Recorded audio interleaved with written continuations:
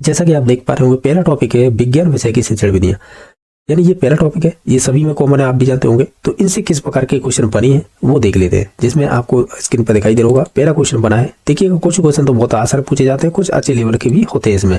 तो देखिएगा पहला क्वेश्चन है, क्या कह रहा है ये कि खिलौने आधारित अधिगम की कौन सी एक विशेषता नहीं है, यानी जो नेगेटिव पॉइंट है या कह सकते हैं जो गलत है वो चूज करना है। इसमें से ऑप्शन नंबर 3 सही हो जाएगा, यानी खिलौने केवल कह सकते हैं सामाजिक संवेगात्मक विकास में मदद करते हैं, ये वाला गलत हो जाएगा। ये हमारे सोचने और क्रिएटिविटी को भी स्फूर्ति प्रदान करते हैं, और खिलौने होते हैं वो बहुविषय जो भी अधिगम होता है उसमें मदद करते हैं। और जो हमारे खिलौने होते हैं ना, वो हमारी जो गत्यात्मक डेवलपमेंट होता है ना, या कह सकते हैं डायनामिक डेवलपमेंट, तो ये गत्यात्मक विकास को भी सुदृढ़ करते हैं। ओवरऑल देखा जाए तो ये 1, 2, 4 पॉजिटिव पॉइंट थे किसके बारे में, खिलौने आधारित अधिगम के बारे में। गलत हो जाएगा 3 नंबर ऑप्शन, हालांकि जो केवल लग जाता है मोस्टली नेगेटिव सेंटेंस हो जाता है। ये L2 2025 में पूछा है, यहाँ पे सब्जेक्ट तो नहीं लिखिएगा, साइंस मैथ में था या SST में, लेकिन ये कि L2 2025 में पूछा गया था। अब इसकी ये विशेषता दे रखी है, आप देखना चाहो तो देख सकते हैं। नेक्स्ट देखिएगा, सेकंड नंबर क्वेश्चन है, सभी प्रकार के प्रकरणों तथा अधिगम अनुभवों को किस अनुप्रयोग के द्वारा उचित रूप से प्रदान किया जा सकता है। इसमें ऑप्शन नंबर 3 सही हो जाएगा, स्रोत विधि या सोर्स मेथड बोलते हैं। ये L2 2025 में ही पूछा है, ये पहली बार पूछा है। 2011 से लेकर 2025 तक अभी तक जितनी परीक्षा हुई है, इस प्रकार का क्वेश्चन पहली बार पूछा गया है। ठीक है, मैं ऐसे क्यों कर रहा हूँ, क्योंकि मैंने PYQ कर रखे हैं, तो मुझे मालूम है इस चीज की, इससे पहले ये क्वेश्चन नहीं बना है। ठीक है, तो ये नया क्वेश्चन है, ऑप्शन नंबर इसका 3 सही हो जाएगा। नेक्स्ट देखिएगा, जीव विज्ञान शिक्षण की अन्वेषण विधि के जन्मदाता कौन है। तो अन्वेषण विधि या इसे ही खोज विधि, ठीक है, तो ये H.E. आर्मस्ट्रांग ने दी थी। ये साइंस में टीचिंग मेथड चलती है इसकी, तो निश्चित तौर से ये आया हुआ क्वेश्चन है। अब ये कई प्रकार से पूछा जा सकता है। ठीक है, तो ये L2 2025 यानी साइंस मैथ में ही पूछा होगा ये क्वेश्चन 100%, क्योंकि उसी की विधि है साइंस की, तो इस वजह से। अब देखिएगा इसमें बहुत सारे क्वेश्चन बनते हैं, जैसे कि इसके जन्मदाता है वो H.E. आर्मस्ट्रांग है, इसको ही हम खोज विधि या यानी खोज विधि कहते हैं। यहाँ पे लिखा हुआ नहीं है, लेकिन आप थ्योरी पढ़ेंगे तो उसमें आप देख सकते हैं। ठीक है, क्वेश्चन नंबर 4 है कि प्रोजेक्ट या जिसे परियोजना कहते हैं, वह संप्रयोजन गतिविधि है जो पूर्ण मनोयोग के साथ सामाजिक वातावरण में की जाए। ये स्टेटमेंट किस शिक्षा शास्त्री का है। ये L2 2025 में पूछा है, और प्रायोजना विधि सभी सब्जेक्टों में कॉमन है, ये किसी से भी बन जाता है, चाहे SST हो चाहे साइंस में। तो आपकी तो हमें पूछा था, इसमें ऑप्शन दे रखा है, कहाँ पर है ये, विलियम हार्ड किलपैट्रिक, या किलपैट्रिक का नाम याद रखिएगा। प्रायोजना विधि के जन्मदाता किलपैट्रिक कहलाते हैं, ऐसे कह सकते हैं। अगर जॉन डीवी की बात की जाती है तो ये विचारक थे, ये ध्यान रखना है। अगर जैसे प्रायोजना विधि के विचारक कौन थे, तो जॉन डीवी का नाम आएगा। उनके जन्मदाता या प्रवर्तक माने जाते हैं, फिर किलपैट्रिक हो जाएगा। ये दोनों ही क्वेश्चन बहुत पूछे जाते हैं, और इनके स्टेपों को लेकर भी। क्वेश्चन नंबर 5 है कि जी स्टेनियोल ने किस या कौन सी शिक्षण विधि को लोकप्रिय बनाया था। तो इन्होंने बनाया था प्रश्नावली। एक चीज ध्यान रखना, ये क्वेश्चन L2 2025 में ही पूछा गया था। इससे पहले ये STET यानी हरियाणा टेट होता है ना, वहां पे पूछा था। तो एक्चुअली में क्या है, अगर आप देखो, मैं जानकारी के लिए बता दूं, जितना मैंने पढ़ा है कि प्रश्नावली विधि है, इसके जन्मदाता माने जाते हैं वुडवर्थ। आपने पढ़ा होगा PYQ में, अगर देखेंगे तो मिल जाएगा ये। ठीक है, अगर प्रश्नोत्तर विधि पूछता तो फिर हम सुकरात पे जाते हैं। ये भी हिंदी की शिक्षण विधियों में बहुत क्वेश्चन बनता है। अगर PYQ कर रहे हैं आपने, यानी कर रखे हैं, तो निश्चित तौर से इस चीज का आप एक तरह से करेक्ट कर पाएंगे, मैं जो बता रहा हूँ। ठीक है, ये वाला क्वेश्चन पहले हरियाणा टेट में पूछा था, STET में, फिर इसे रीट में भी पूछा गया है। तो इसका आंसर 3 नंबर ऑप्शन हो जाएगा। मनोमितीय विधि है, या ये साइकोमेट्रिक बोल सकते हैं इसे। अब देखो, साइको जब भी बात आ जाए ना, सिंपल सा लॉजिक, सिगमंड फ्रायड आएगा, जिसने आपके ईड ईगो सुपर ईगो वगैरह ये बताए थे, तो उसी से संबंधित है ये। कहानी विधि हमने पढ़ी नहीं है, हालांकि ये कहानी विधि हम गद्य में पढ़ते हैं हिंदी की शिक्षण विधियों में, पर उसमें प्रवर्तक नहीं बताए जाते हैं कि इसका कौन है। लेकिन व्यक्ति इतिहास विधि है, निश्चित तौर से इसके टाइडमैन माने जाते हैं प्रवर्तक। ठीक है, तो जिनकी नॉलेज हम बताते चलेंगे। बाकी इसमें दे रखा है तो देख लीजिएगा, इसमें कुछ नहीं दे रखा है कि जो स्टेनियोल ने इन्होंने प्रश्नावली जो विधि है उसे लोकप्रिय बनाया था। और ध्यान रखना, वुडवर्थ इसके प्रवर्तक माने जाते हैं। एक होती है प्रश्न उत्तर विधि, ये देखने में एक जैसी लगती है, लेकिन आप ध्यान रखना है, प्रश्नावली होती है वुडवर्थ से संबंधित, और आपकी प्रश्न उत्तर विधि है सुकरात से संबंधित। स्टेनियोल ने तो केवल ये लोकप्रिय बनाई थी। इसके अलावा नेक्स्ट क्वेश्चन देखिएगा 6 नंबर, निम्नलिखित में से कौन सी एक वैज्ञानिक शिक्षण विधि नहीं है। अगर देखें तो कहानी विधि कोई वैज्ञानिक विधि नहीं मानी जाएगी, मनोदैहिक मानी जाएगी, मूल्यांकन विधि मान ली जाएगी, प्रश्नावली मान ली जाएगी, लेकिन कहानी विधि नहीं मानी जाएगी। तो ऑप्शन नंबर 1 सही हो जाएगा, क्योंकि ये वैज्ञानिक शिक्षण विधि नहीं मानी जाएगी। ये L2 वो ये साइंस मैथ में पूछी थी, ऑप्शन नंबर 1 सही हो जाएगा। क्वेश्चन नंबर देखिएगा, सही बना है, विज्ञान शिक्षण की वह विधि जिसमें विद्यार्थी को एक खोजी के रूप में कार्य करने का अवसर दिया जाता है, तो कहलाती है। RPSC संस्करण 3rd ग्रेड 2008 में पूछा गया था। ठीक है, तो खोजी विधि का मतलब वही हो जाएगी ह्यूरिस्टिक विधि, ठीक है। तो इसे ही अनुसंधान विधि कहते हैं, इसे ह्यूरिस्टिक विधि भी कहते हैं, इसे ही खोज विधि कहते हैं, ठीक है। इसकी विशेषताएं दे रखी है, इसमें देख सकते हैं। नेक्स्ट देखिएगा, WH किलपैट्रिक ने विज्ञान की कौन सी विधि दी थी? ये हमने किया था ना, प्राइजना विधि के प्रवर्तक या जन्मदाता कौन है, तो वो हो जाएंगे किलपैट्रिक। अब देखिएगा यहाँ पे देखो ये दे रखा है कि प्राइजना विधि के प्रमुख समर्थक रहे थे कौन, किलपैट्रिक। लेकिन जॉन डीवी के व्यवहारिकता सिद्धांत या प्रयोजनवाद से प्रभावित थी, तो विचारक कौन माने जाएंगे, फिर जॉन डीवी, ठीक है। ये ध्यान रखना है। ये 1918 में द प्रोजेक्ट मेथड एक पेपर प्रकाशित किया था, किसने, जॉन डीवी ने। बाकी तो आप पढ़ के देख लीजिए। नेक्स्ट देखिएगा, एक्वेरियम विकसित करने के लिए आप किस विधि का उपयोग करेंगे? ये सेकंड ग्रेड 2011 में पूछा था। एक्वेरियम का रीट में क्वेश्चन बन चुका है L2 साइंस मैथ में। तो ध्यान रखना है ये सभी संबंधित होती है आपकी प्रोजेक्ट विधि थी। यानी ऐसे है कि एक्वेरियम विकसित करने के लिए, यानी एक्वेरियम के बारे में आप किसी चीज को बता रहे हैं बच्चों को, तो आप बताइए कौन सी विधि का आप उपयोग करेंगे, ऐसे कह रहा है ये क्वेश्चन आपसे। तो निश्चित तौर से हम प्रोजेक्ट मेथड का उपयोग करेंगे, ठीक है। तो यही राइट आंसर हो जाएगा। बाकी खोज नहीं होगा, ना समस्या, ना अभिक्रमित निर्देशन या अभिक्रमित विधि। नेक्स्ट देखिएगा, ये कह रहा है कि शिक्षण प्रक्रम के 3 अवयव, ये सर्वाधिक क्वेश्चन पूछा गया है। ये जैसे सेकंड ग्रेड 2011 में पूछा है, लेकिन ये रीट में भी पूछा गया है और भिन्न भिन्न परीक्षाओं में भी पूछा गया है सब्जेक्ट के हिसाब से। जैसे SST हो गई, हिंदी हो गई, साइंस हो गई, मैथ हो गई, या अन्य शिक्षण विधियां, उनमें भी पूछा जाता है। तो हम ये कहेंगे करिकुलम, यानी जो पाठ्यचर्या होती है इसे करिकुलम बोलते हैं इंग्लिश में। और ये हो जाएंगे विद्यार्थी, स्टूडेंट या लर्नर बोल सकते हैं, और शिक्षक का मतलब टीचर हो जाएगा। तो इस प्रकार ये 3 ही अवयव माने जाएंगे शिक्षण प्रक्रम के। तो ऑप्शन नंबर 2 सही हो जाना चाहिए। इसके अलावा नेक्स्ट क्वेश्चन देख लेते हैं। 11 नंबर देखिएगा, इनमें से कौन सी बाल केंद्रित विधि नहीं है?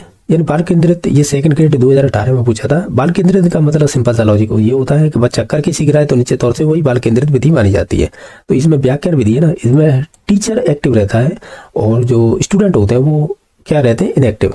तो हम ये कहेंगे ये वाली विधि है, बाल केंद्रित नहीं है। बाकी प्रायोजना विधि हो जाएगी, समस्या समाधान विधि हो जाएगी, प्रयोगशाला जो नहीं होगी वो ऑप्शन नंबर 3 सही हो जाएगा। ये व्याख्यान विधि के कुछ पॉइंट दे रखे हैं। एक मैं बता रहा था ना, शिक्षक इसमें एक्टिव रहता है, सक्रिय रहता है, जबकि छात्र होते हैं वो इनएक्टिव या निष्क्रिय रहते हैं। नेक्स्ट देखिएगा कि विज्ञान शिक्षण की निम्नलिखित में से कौन सी विधि थॉर्नडाइक अधिगम के नियम का अनुसरण करती है? ये सेकंड ग्रेड 2018 में पूछा था। विज्ञान शिक्षण की विधि है और थॉर्नडाइक के नियम किसके, यानी थॉर्नडाइक के जो मुख्य नियम है वो फॉलो किए जाते हैं कौन सी विधि में?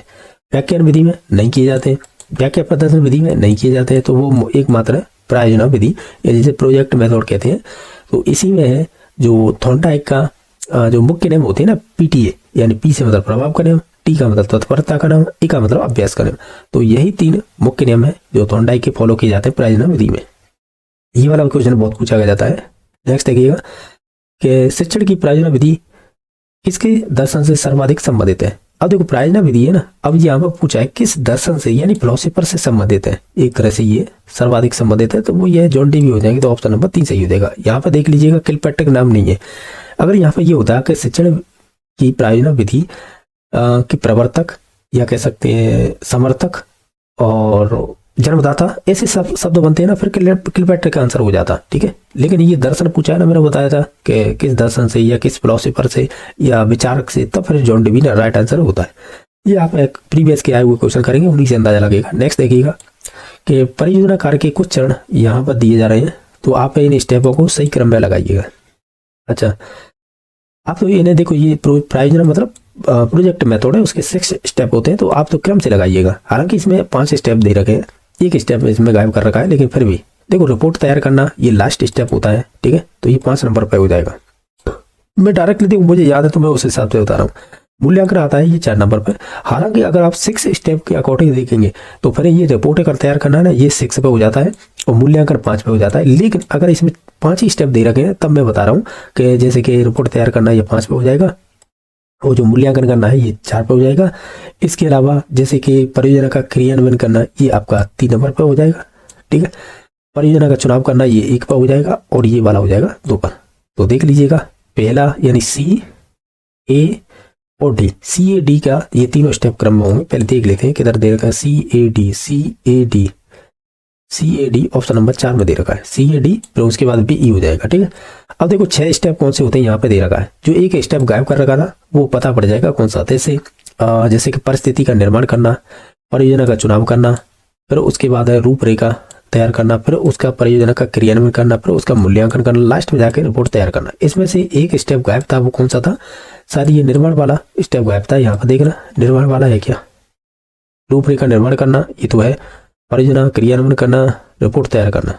ठीक है, तो इसमें एक स्टेप कौन सा वाला है जो उधर नहीं दे रखा था? परियोजना का चुनाव करना है क्या इसमें? इसमें पूछना भी है, रूपरेखा निर्माण करना भी है। एक्चुअली में क्या है, वो पहला स्टेटमेंट है कि परिस्थितियों का निर्माण करना है ना, ये वाला नहीं है। आप ध्यान से देखिएगा, यहाँ पर कहीं पर नहीं दे रखा है। ठीक है, तो जो परिस्थिति का निर्माण करना है ये वाला स्टेप उसमें नहीं दे रखा था, तो यहाँ पे दे रखा है जो एक्स्ट्रा होता है पॉइंट। यानी यहाँ पे ऐसे कह सकते हैं उधर 5 दे रखे थे, अगर रियल में देखा जाए तो ये 6 स्टेप होते हैं उसके। नेक्स्ट देखिएगा 5 नंबर, वो सॉरी 15 नंबर क्वेश्चन है कि निम्नलिखित में से कौन सा सोपान है प्रायोजना विधि से संबंधित नहीं है? जैसे उपकल्पनाओं का निर्माण करना, इधर आना पीछे की साइड, यहाँ पर क्या दे रखा है? परिस्थिति का निर्माण करना, तो यही राइट आंसर हो जाएगा। ठीक है, बाकी प्रायोजना की तैयारी करना था, क्रियान्वयन करना था, मूल्यांकन था, बाकी सभी संबंधित थे। ये कहाँ पर पूछा है? 2nd ग्रेड 2016 में।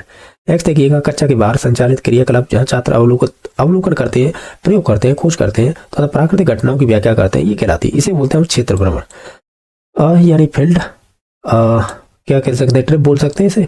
अब इसे देख लीजिए, क्षेत्र भ्रमण की जो अवधारणा 1827 में जॉर्ज सिलीवार ने दी थी।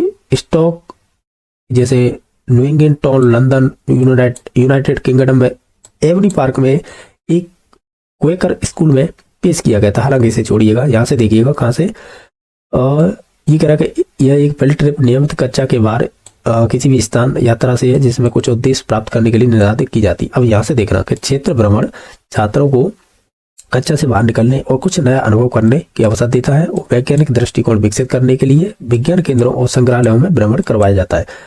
ये इंपॉर्टेंट है। हालांकि इसके प्रवर्तक नहीं पूछे जाते, आप PYQ देखेंगे जैसे कि 2nd ग्रेड के या रीट के जो पात्रता हुई है, और इसके अलावा और भी एग्जाम में जो पूछे जाते हैं क्वेश्चन, उसमें इसके प्रवर्तक नहीं पूछे जाते, केवल ये पूछा जाता है क्षेत्रीय भ्रमण होता है या क्षेत्र भ्रमण होता है, उनकी विशेषताएं पूछ ली जाती है। जैसे ये विशेषताएं तो दे रखी थी क्षेत्र भ्रमण के बारे में, जैसे बच्चे क्या करते हैं, क्रियाकलाप करते हैं, छात्र अवलोकन ऑब्जर्व करते हैं और प्रयोग करते हैं, खोज करते हैं और प्राकृतिक घटनाओं की व्याख्या करते हैं। तो इस प्रकार ये विशेषता पूछिए। नेक्स्ट देखिएगा, निम्नलिखित में ऐसी कौन सी विशेषता दल शिक्षण से संबंधित नहीं है?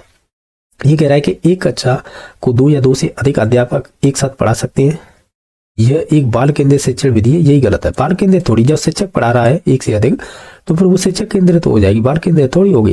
ये 2nd ग्रेड 2016 में पूछा था, इसका 2 नंबर ऑप्शन सही हो जाएगा। और भी देख लेते हैं। ठीक है, ये दल शिक्षण की विशेषता है, ये भी सही थी। इसमें कक्षा अनुदेशन पूर्ण रूप से पूर्व व्यवस्थित होता है, ठीक है, और सामूहिक उत्तरदायित्व पर आधारित होती है। बाकी सभी पॉइंट सही थे, जो गलत था हो जाएगा 2 नंबर ऑप्शन। नेक्स्ट देखिएगा कि प्रोजेक्ट वह उद्देश्यपूर्ण कार्य है जिसे लगन के साथ सामाजिक वातावरण में किया जाता है। प्रोजेक्ट की उपरोक्त परिभाषा किसने दी थी? वही किलपैट्रिक से संबंधित है, 2019 में पूछा है 2nd ग्रेड में। इनके अलावा नेक्स्ट है, कौन सी शिक्षण विधि बाल केंद्रित विधि नहीं है? ये आपके 2nd ग्रेड 2016 में पूछा है। अगर देखें तो प्रदर्शन विधि होती है, ये ऐसे कह सकते हैं, बाल केंद्रित ना होकर शिक्षक केंद्रित होती है। ठीक है, बाकी प्रोजेक्ट विधि बाल केंद्रित, समस्या समाधान विधि बाल केंद्रित, प्रयोगशाला विधि बाल केंद्रित। नेक्स्ट देखिएगा, अब क्वेश्चन नंबर नेक्स्ट है, इसमें पूछा है कि सुमेलित कीजिएगा। ये 2nd ग्रेड 2019 में पूछा है। जैसे प्रोजेक्ट विधि है तो वो किलपैट्रिक से संबंधित हो जाएगी। रे की अविक्रमित अनुदेशन है, ये आपके BF स्किनर से संबंधित हो जाएगा। साखी या शाखात्मक अविक्रमित अनुदेशन है, ये नॉर्मली क्राउडर से संबंधित हो जाएगा। यूरिस्टिक विधि है, ये आपके आर्मस्ट्रांग से संबंधित हो जाएगी। और जो भी है वो मिला लेना, ये सही है। ठीक है, यहाँ पर भी दे रखा है, आप देख लेना। नेक्स्ट देखिएगा कि प्रयोगशाला विधि के सिद्धांत पर आधारित है, वही करके सीखने पर, तो ऑप्शन नंबर 1 सही हो जाएगा। ये लर्निंग बाय डूइंग पर आधारित है, ये वाला सर्वाधिक क्वेश्चन पूछा जाता है 2nd ग्रेड में। हालांकि ये है कि 2-3 बार पूछा है और रीट में पूछा है। ये देखो, वो तो PYQ करेंगे तभी मालूम पड़ेगा, लेकिन मैंने देखा है तो ये क्वेश्चन डायरेक्टली तो नहीं बना है। जो 2021 की जो परीक्षा हुई ना, उसमें एक में पूछा था ये क्वेश्चन। 21 में शायद पात्रता ना होकर डायरेक्ट एग्जाम हुआ था, तो उसमें किसी में रद्द हुई थी, उसमें ही पूछा था ये क्वेश्चन। कौन सा वाला? ये वाला कि प्रयोगशाला विधि के सिद्धांत पर आधारित है, करके सीखने पर, यानी रीट में बन चुका है ये। 22 नंबर क्वेश्चन देखिए, निम्नांकित में कौन सी शिक्षण व्यू रचना जनतांत्रिक है? जनतांत्रिक का मतलब ये है, यहाँ पे अगर देखें वो हो जाएगी परियोजना व्यू रचना, यानी प्रोजेक्ट मेथड होती है ना, वही होती है। क्योंकि उसमें क्या होता है, बच्चों को असाइनमेंट दे दिए जाते हैं उनकी मर्जी से, और वो मन चाहे तब करके लाते हैं। तो एक तरह से हम ये कहेंगे जनतांत्रिक या जनतंत्रात्मक ये विधि हो जाएगी। कौन सी? प्रोजेक्ट व्यू रचना। ठीक है, तो ऑप्शन नंबर 1 सही हो जाएगा, 2nd ग्रेड 2019 2019 में पूछा है। क्वेश्चन नंबर नेक्स्ट देखिएगा, किस दस्तावेज में विद्यालय कक्षा में परीक्षा की प्रणाली को लचीला और मित्रवत, जब भी ये शब्द आ जाए तो एनसीए 2005 में जाना है, जिसे हम राष्ट्रीय पाठ्यचर्या की रूपरेखा 2005 बोलते हैं। ठीक है, एनसीए 2005 यही राइट आंसर हो जाएगा। नेक्स्ट देखिएगा, इनमें से कौन सा अभिक्रमित अनुदेशन का सिद्धांत नहीं है? जैसे स्वगति का होता है, तुरंत फीडबैक का भी हो जाता है, लेकिन बड़े पद ना होकर छोटे पदों का होता है, ये बड़ा गलत दे रखा है। ठीक है, बाकी तत्पर अनुक्रिया का सिद्धांत अगर आप देखें तो देख लीजिएगा, अभिक्रमित अनुदेशन के ये सिद्धांत दे रखे हैं, लघु का, तुरंत फीडबैक का, तत्पर अनुक्रिया का, स्वगति का, स्व परीक्षण का और पुनर्बलन का, ये वाले संबंधित होते हैं और ये वाला नहीं होगा जो बड़े पद वाला। नेक्स्ट देखिएगा, ये कह रहा है कि प्रोजेक्ट विधि में कौन सा नियम है संबंधित नहीं है? सेकंड ग्रेड 2019 तत्परता हो जाएगा, अभ्यास हो जाएगा, प्रभाव हो जाएगा, लेकिन आनुवंशिकता से कोई संबंध नहीं होता है। हमने एक क्वेश्चन देखा था उसमें, अभी इससे पहले देखा था, ये क्या नंबर का था ये तो मालूम नहीं है, लेकिन वो क्वेश्चन था ना कि प्रोजेक्ट विधि में थोंडाई के कौन से नियमों को फॉलो किया जाता है, तो उसमें ये 3 नियम आते हैं जो मुख्य नियम होते हैं, तत्परता, अभ्यास और प्रभाव। जो नहीं संबंधित होगा 4 नंबर ऑप्शन हो जाएगा। इसके अलावा नेक्स्ट क्वेश्चन देखिएगा, 26 की अभिक्रमित अधिगम का प्रतिपादन किसने किया था? रेखी की बात आती है तो वो स्किनर का। ठीक है, तो यही संबंधित हो जाएगा। नेक्स्ट देखिएगा, विज्ञान शिक्षण की विधि जिसमें शिक्षक है सामान्य से विशिष्ट की ओर बढ़ते हैं कहा जाता है। जब भी सामान्य से विशिष्ट की ओर जाता है वो निगमन विधि होती है, और अगर हम विशिष्ट से सामान्य की ओर जाते हैं इधर की साइड तो निश्चित तौर से फिर वहां पर आगमन विधि हो जाती है। ये सेकंड ग्रेड 2019 में पूछा है। ये निगमन विधि के शिक्षण सूत्र दे रखे हैं, सामान्य से विशिष्ट, प्रमाण से प्रत्यक्ष, अज्ञात से ज्ञात, नियम से उदाहरण। क्वेश्चन नंबर 28 देखिएगा, संकल्पना मानचित्र का अन्य नाम क्या है? इसे हम मानस मानचित्र बोलते हैं, यानी कॉन्सेप्ट मैपिंग एक विधि है, तो उसी का अन्य नाम पूछा है। ये सेकंड ग्रेड 2019 में पूछा है। इनमें से कौन सा बिंदु दल शिक्षण का नहीं है या लाभ नहीं है? एक तरह से ओवरऑल ये कि टीचिंग जो टीम टीचिंग बोलते हैं इसे इंग्लिश में, तो इसकी एक विशेषता या लाभ नहीं है, वो बताइए। जैसे ये संसाधनों का बेहतर उपयोग करता है, ये बात सही है। बेहतर यानी योजना है, ये भी बात सही है। शिक्षण प्रविधियों का बेहतर प्रयोग होता है, ये बिल्कुल सही है। शिक्षकों को बेहतर वित्तीय लाभ मिलते हैं, ऐसा कहना गलत हो जाएगा, तो ऑप्शन नंबर 4 सही हो जाएगा। ये भी सेकंड ग्रेड 2019 में पूछा है। क्वेश्चन नंबर नेक्स्ट देखिएगा कि निम्नलिखित में से कौन सी जोड़ी सही ढंग से मेल नहीं खाती? जैसे आगमनात्मक अधिगम है, जेनर ब्रूनर से संबंधित है, ये बात सही है। शैक्षिक उद्देश्यों का वर्गीकरण है, वो WH किलपैट्रिक ने किया। हालांकि देखा जाए जब भी हम शैक्षिक उद्देश्यों की वर्गीकरण की बात की जाती है तो किलपैट्रिक का नाम नहीं आता है, उसमें आता है आपके आता है ब्लूम का। ब्लूम टैक्सोनॉमी पढ़ी होगी आपने, उसका नाम आएगा, इसका नहीं आएगा। इसके अलावा संकल्पना मानचित्र जोसेफ डी नोवाक ने दिया था। यूनिवर्सिटी विधि एसी आर्मस्ट्रांग ने दी थी। इधर देखना, यहाँ पे एक क्वेश्चन आया था अभी, ये वाला संकल्पना मानचित्र है ना, ये मानस मानचित्र कहलाता है, तो ये वाली विधि किसने दी थी? आपकी जोसेफ डी नोवाक ने दी थी। इधर ये आ गया है, ठीक है, तो देख सकते हैं यहाँ पर ये 3 नंबर है ना कि संकल्पना मानचित्र है, वो जोसेफ डी नोवाक ने दी थी। ये सेकंड ग्रेड 2019 में पूछा है। नेक्स्ट देखिएगा, देखिए अभिक्रमित अन्वेषण में अंतिम पद क्या होता है? तो वो ये अंतिम पद तो परीक्षण का ही पद होता है, जैसे सेकंड ग्रेड 2018 में पूछा है। इससे पहले नहीं रीट में भी पूछ लिया है, 2018 की भर्ती में शायद पूछा है ये, ठीक है। वो अलग टाइप से पूछा था, ऐसा ही क्वेश्चन था कुछ, उसमें इसके पद की बात कौन सा पद आता है, ऐसा ही क्वेश्चन था। आप PYQ करेंगे उसमें मिल जाएगा, ठीक है। तो ये परीक्षण पद है, ये सेकंड ग्रेड 2018 में पूछा था। इसमें देखिए अभिक्रमित अन्वेषण में ये 4 स्टेप होते हैं, प्रस्तावना पद, शिक्षण पद, अभ्यास कराएंगे, फिर लास्ट में परीक्षण करेंगे। क्वेश्चन नंबर 32 है, कक्षा में प्रदर्शनों का उपयोग मुख्य रूप से शिक्षार्थियों को शामिल करता है। इसका मतलब होता है दृश्य और श्रवण सीखना, यानी आप सुनेंगे और देखेंगे उस हिसाब से, ठीक है। तो ऑप्शन नंबर इसका 1 सही हो जाएगा। CTET L2 2021 में पूछा है। क्वेश्चन नंबर नेक्स्ट है, इनमें से कौन सी विधि है जो 50 छात्रों वाली एक कक्षा में प्रयोगशाला कार्य के लिए एक आदर्श होगी? ये MPTET 2019 में पूछा था। इसमें से ऑप्शन नंबर 2 सही हो जाएगा कि छात्रों को समूह में विभाजित किया जाता है और प्रत्येक बैच द्वारा एक चक्रीय तरीके से विभिन्न प्रयोग किए जाते हैं। ये है जो आपने साइंस बैकग्राउंड से होंगे 11th 12th प्लस जैसे BSc करते हैं, आपने ये चीजें अनुभव करनी होगी। नेक्स्ट देखिएगा कि ये कह रहा है कि विज्ञान के एक शिक्षक के लिए निम्न में से कौन सी विधि उचित नहीं है, क्योंकि वह वन मैन शो रूप में लेता है। वन मैन शो का मतलब ये है कि जो टीचर है वो एक्टिव है, बच्चे निष्क्रिय है यानी इनएक्टिव है। तो ऐसी विधि बताइए कौन सी है? व्याख्यान विधि हो जाएगी, यही वन मैन शो हो जाएगी। जो टीचर कह रहा है वो सही है, बाकी जो स्टूडेंट है वो सुन ही रहे हैं, वो जो भी कुछ कह रहा है। बाकी ओवरऑल ऑप्शन नंबर 1 सही। वैसे कौन सी ऐसी विधि है जिसमें करके सीखते हैं? और अवलोकन के द्वारा भी सीखते हैं, मूर्त से अमूर्त की ओर जाते हैं, ज्ञान से अज्ञात की ओर जाते हैं। ये विधि किस पर आधारित है? तो ये प्रयोगशाला विधि है, क्योंकि लर्निंग बाय डूइंग पर आधारित प्रयोगशाला विधि है। ये करीबन 2 से 3 बार तो सेकंड ग्रेड, एक बार ये आपकी रीट में बन चुका है क्वेश्चन। तो निश्चित तौर से ये यूके बीएड 2017 में पूछा था। यूके का मतलब उत्तराखंड है, इसे आपका यूनाइटेड किंगडम मत समझना। ये जो वहाँ पे पात्रता परीक्षा होती है, पात्रता क्या बोलेंगे, बीएड एंट्रेंस एग्जाम होती है, उसमें पूछा था। तो ये अच्छा क्वेश्चन है, ऑप्शन नंबर इसका 4 सही हो जाएगा। नेक्स्ट देखिएगा, व्याख्यान विधि का प्रमुख अवगुण है, या अवगुण का मतलब कमी है या उसकी विशेषता नहीं है, ऐसे पूछा है। ये एमपी टेट 2019 में पूछा था। व्याख्यान विधि, इसमें कह रहा है यह छात्रों द्वारा आत्म प्रयास को हतोत्साहित करती है, ऐसा भी नहीं है।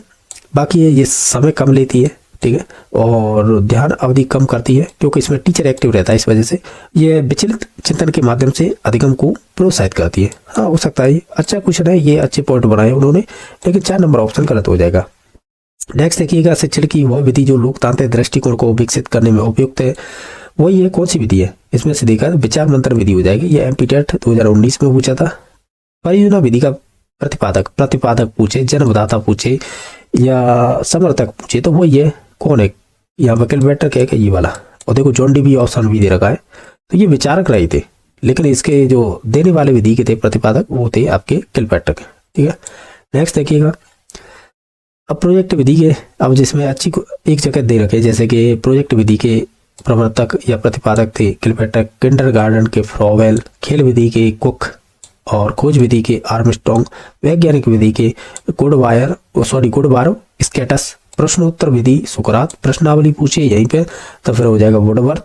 और एक क्वेश्चन और हमने इसी वीडियो में देखा था कि प्रश्नावली को फेमस करने वाले कौन से मनोवैज्ञानिक हैं, तब इसका नाम आता है स्टैन्यूअल। ये 3 क्वेश्चन इंपॉर्टेंट है।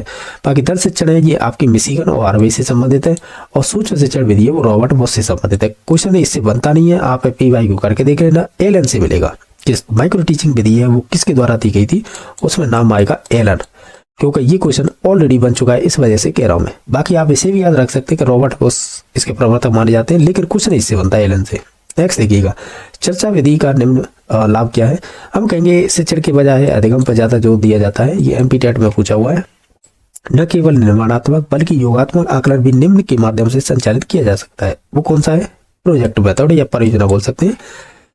ये कह रहा है कि छात्रों शिक्षक उपकरण को पुनः स्पष्ट करते हैं, जिसमें एक चुम्बक के ऊपर एक स्ट्रिंग से बंधा पेपर क्लिप लगाया जाता है। तो ये विधि किससे संबंधित है? तो वो ये निर्देशित पूछताछ से संबंधित हो जाएगी। ऑप्शन नंबर 2 सही हो जाएगा। नेक्स्ट देखिएगा कि वह रणनीति जो छात्र को ज्ञान बढ़ाती है और उन्हें सहयोग, संचार और स्वतंत्र अधिगम कौशल प्राप्त करने और आजीवन अधिगम के लिए सक्षम बनाती है।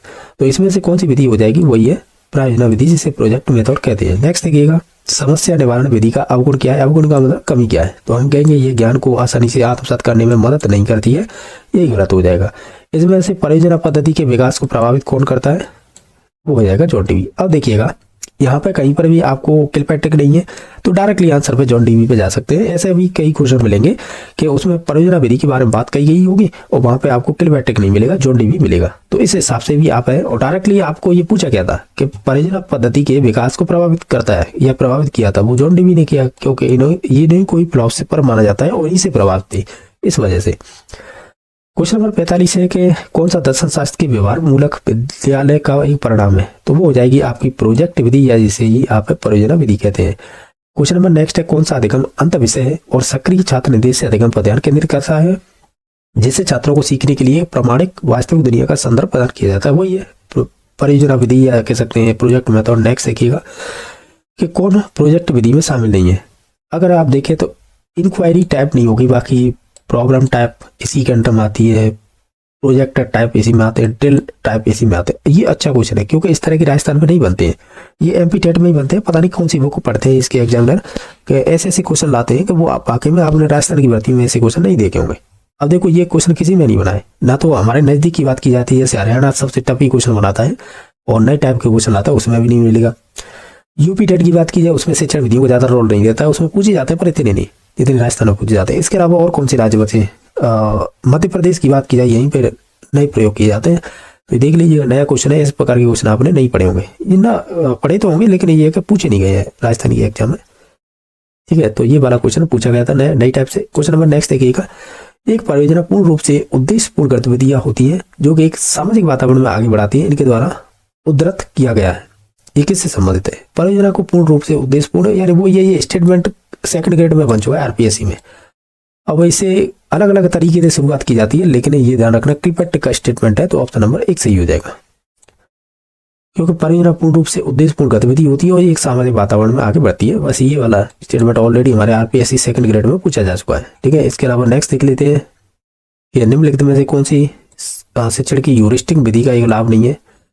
अगर आप ऑप्शनों के आधार पर चले तो ये तेज प्रक्रिया होने के नाते यह निश्चित समय अवधि में निर्धारित पाठ्यक्रम पूरा करने में सहायता कर सकती है। ये गलत है। ह्यूरिस्टिक विधि होती है, खोज विधि, अनुसंधान विधि बोलते हैं, इसमें टाइम लगता है। ऐसे नहीं है कि तेज भले ही प्रक्रिया हो लेकिन समय पर हो, ये जरूरी नहीं है, इसमें टाइम बहुत लगता है, टाइम टेकिंग विधि होती है। तो ये वाला गलत हो जाएगा। ये कह रहा है पाठ्यक्रम को पूर्ण करा देती है, ऐसा नहीं है, ये पाठ्यक्रम को पूर्ण करा ही नहीं सकती है।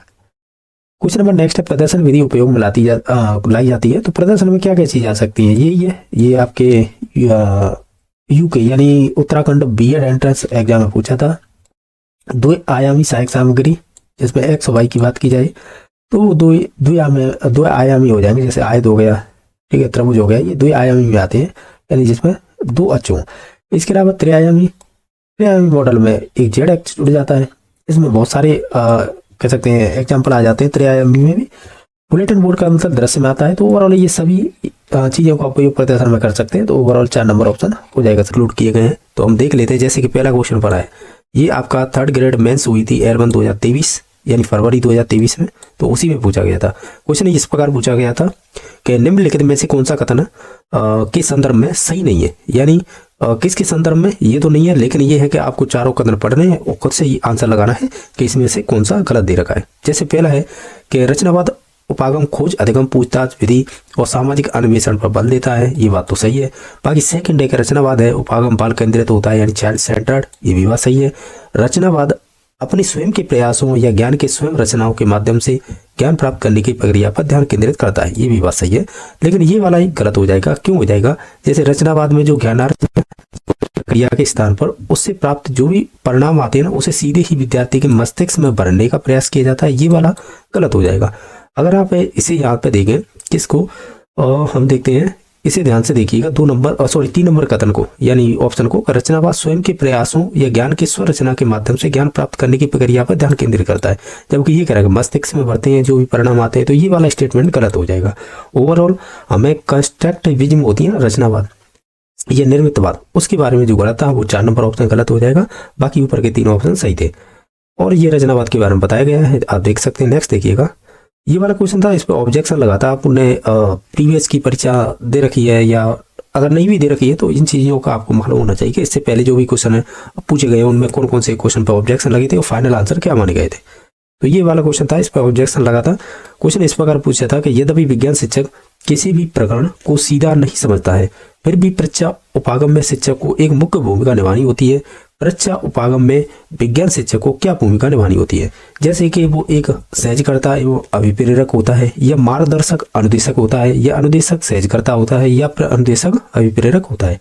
ओवरऑल ये बोर्ड के आंसर यानी माना गया था वो मार्गदर्शक और अनुदेशक। जबकि आप निर्मितवाद में पढ़ेंगे ना तो वो फिर आता है कि मार्गदर्शक भी होता है और सहजकर्ता भी होता है। थोड़ा ये कन्फ्यूजन का मामला बना था। हालांकि निर्मितवाद डायरेक्टली क्वेश्चन नहीं था, ये परीक्षा उपागम से पूछा गया था, तो हो सकता है उसके अंडर में ये चीजें इंक्लूड की जाती हैं। हालांकि हम जब निर्मितवाद पढ़ेंगे ना आप उसकी विशेषता, तो उसमें हम ये कहते हैं कि जो टीचर होता है ना, एक तो मार्गदर्शक होता है और एक सहजकर्ता भी होता है। अब देख लेना, ये ऑप्शन नंबर 2 बोर्ड के द्वारा माना गया था। नेक्स्ट क्वेश्चन नंबर देख लेते हैं। क्वेश्चन नंबर देखो, परीक्षा उपागम के पद भी होते हैं, जैसे कि समस्या का चयन किया जाता है पहले, फिर उसके बाद समस्या का स्पष्टीकरण भी करते हैं, फिर समस्या के समाधान हेतु प्रयास भी करते हैं, फिर हम जो भी सूचना होती है उन्हें इकट्ठा करते हैं और पूछताछ प्रक्रिया का विश्लेषण करते हैं। ये 5 स्टेप दे रखे हैं यहाँ पे। बाकी नेक्स्ट क्वेश्चन नंबर देखिएगा, जो क्वेश्चन नंबर है 3।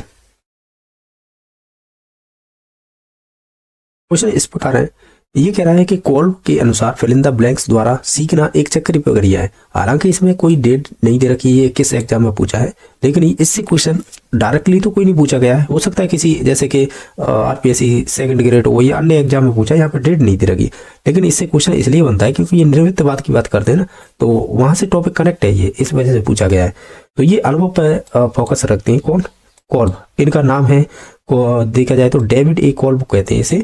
ये अनुभवात्मक अधिगम उपागम यानी जो एक्सपीरियंस लर्निंग अप्रोच होती है ना, या एक्सपीरियंस लर्निंग थ्योरी है, उसे सपोर्ट करते हैं या कह सकते हैं, उसके बारे में बात की है।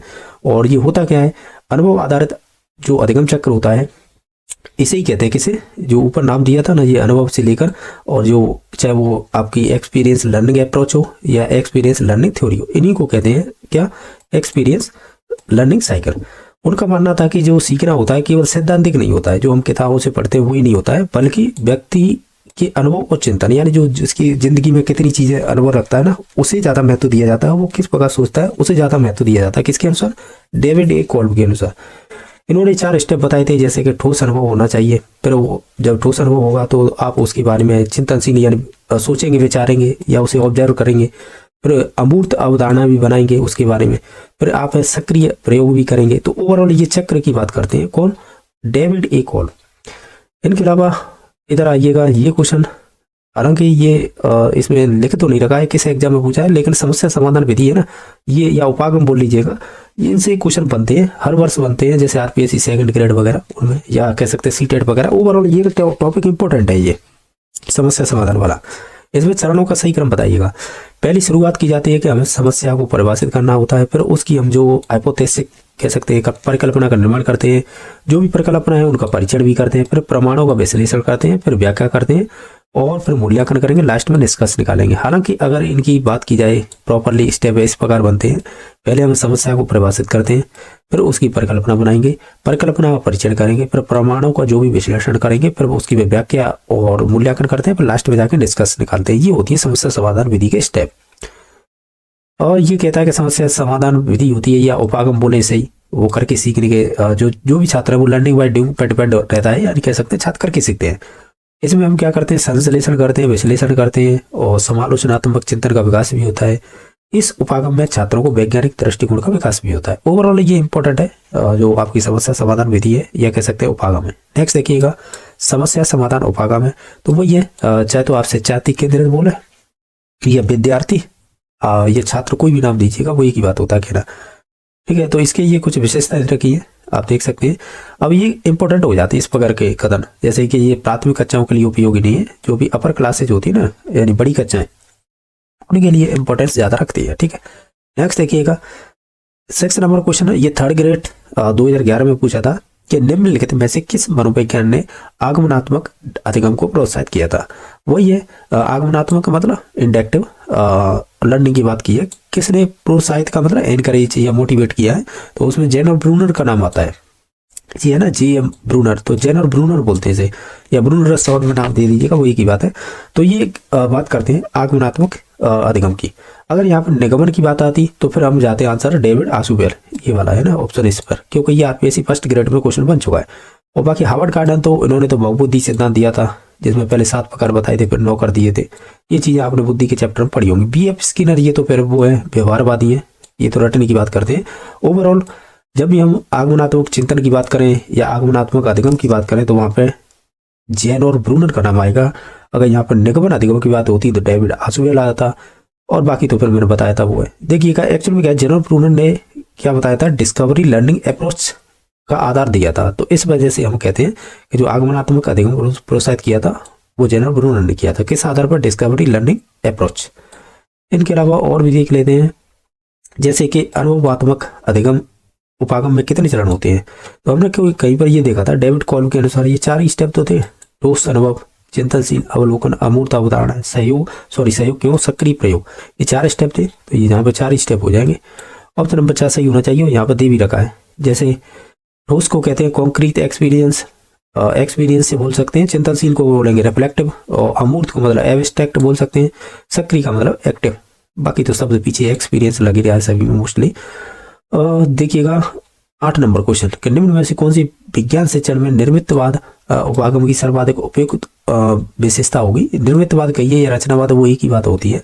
हम ये कहेंगे, अगर ऑप्शनों के आधार पर ही चले, चाहे तो विद्यार्थियों को अनुभवात्मक अधिगम उपलब्ध कराना, यानी बच्चे खुद करके किसी समस्या का समाधान करें, या खुद करके पूर्व ज्ञान के आधार पर करेक्ट कर पाए अपने ज्ञान को, वही एक्सपीरियंस लर्निंग अप्रोच होती है आपकी एक तरह से। यही ऑप्शन सही होगा। ये आपके सेकंड ग्रेड 2019 में पूछा गया था।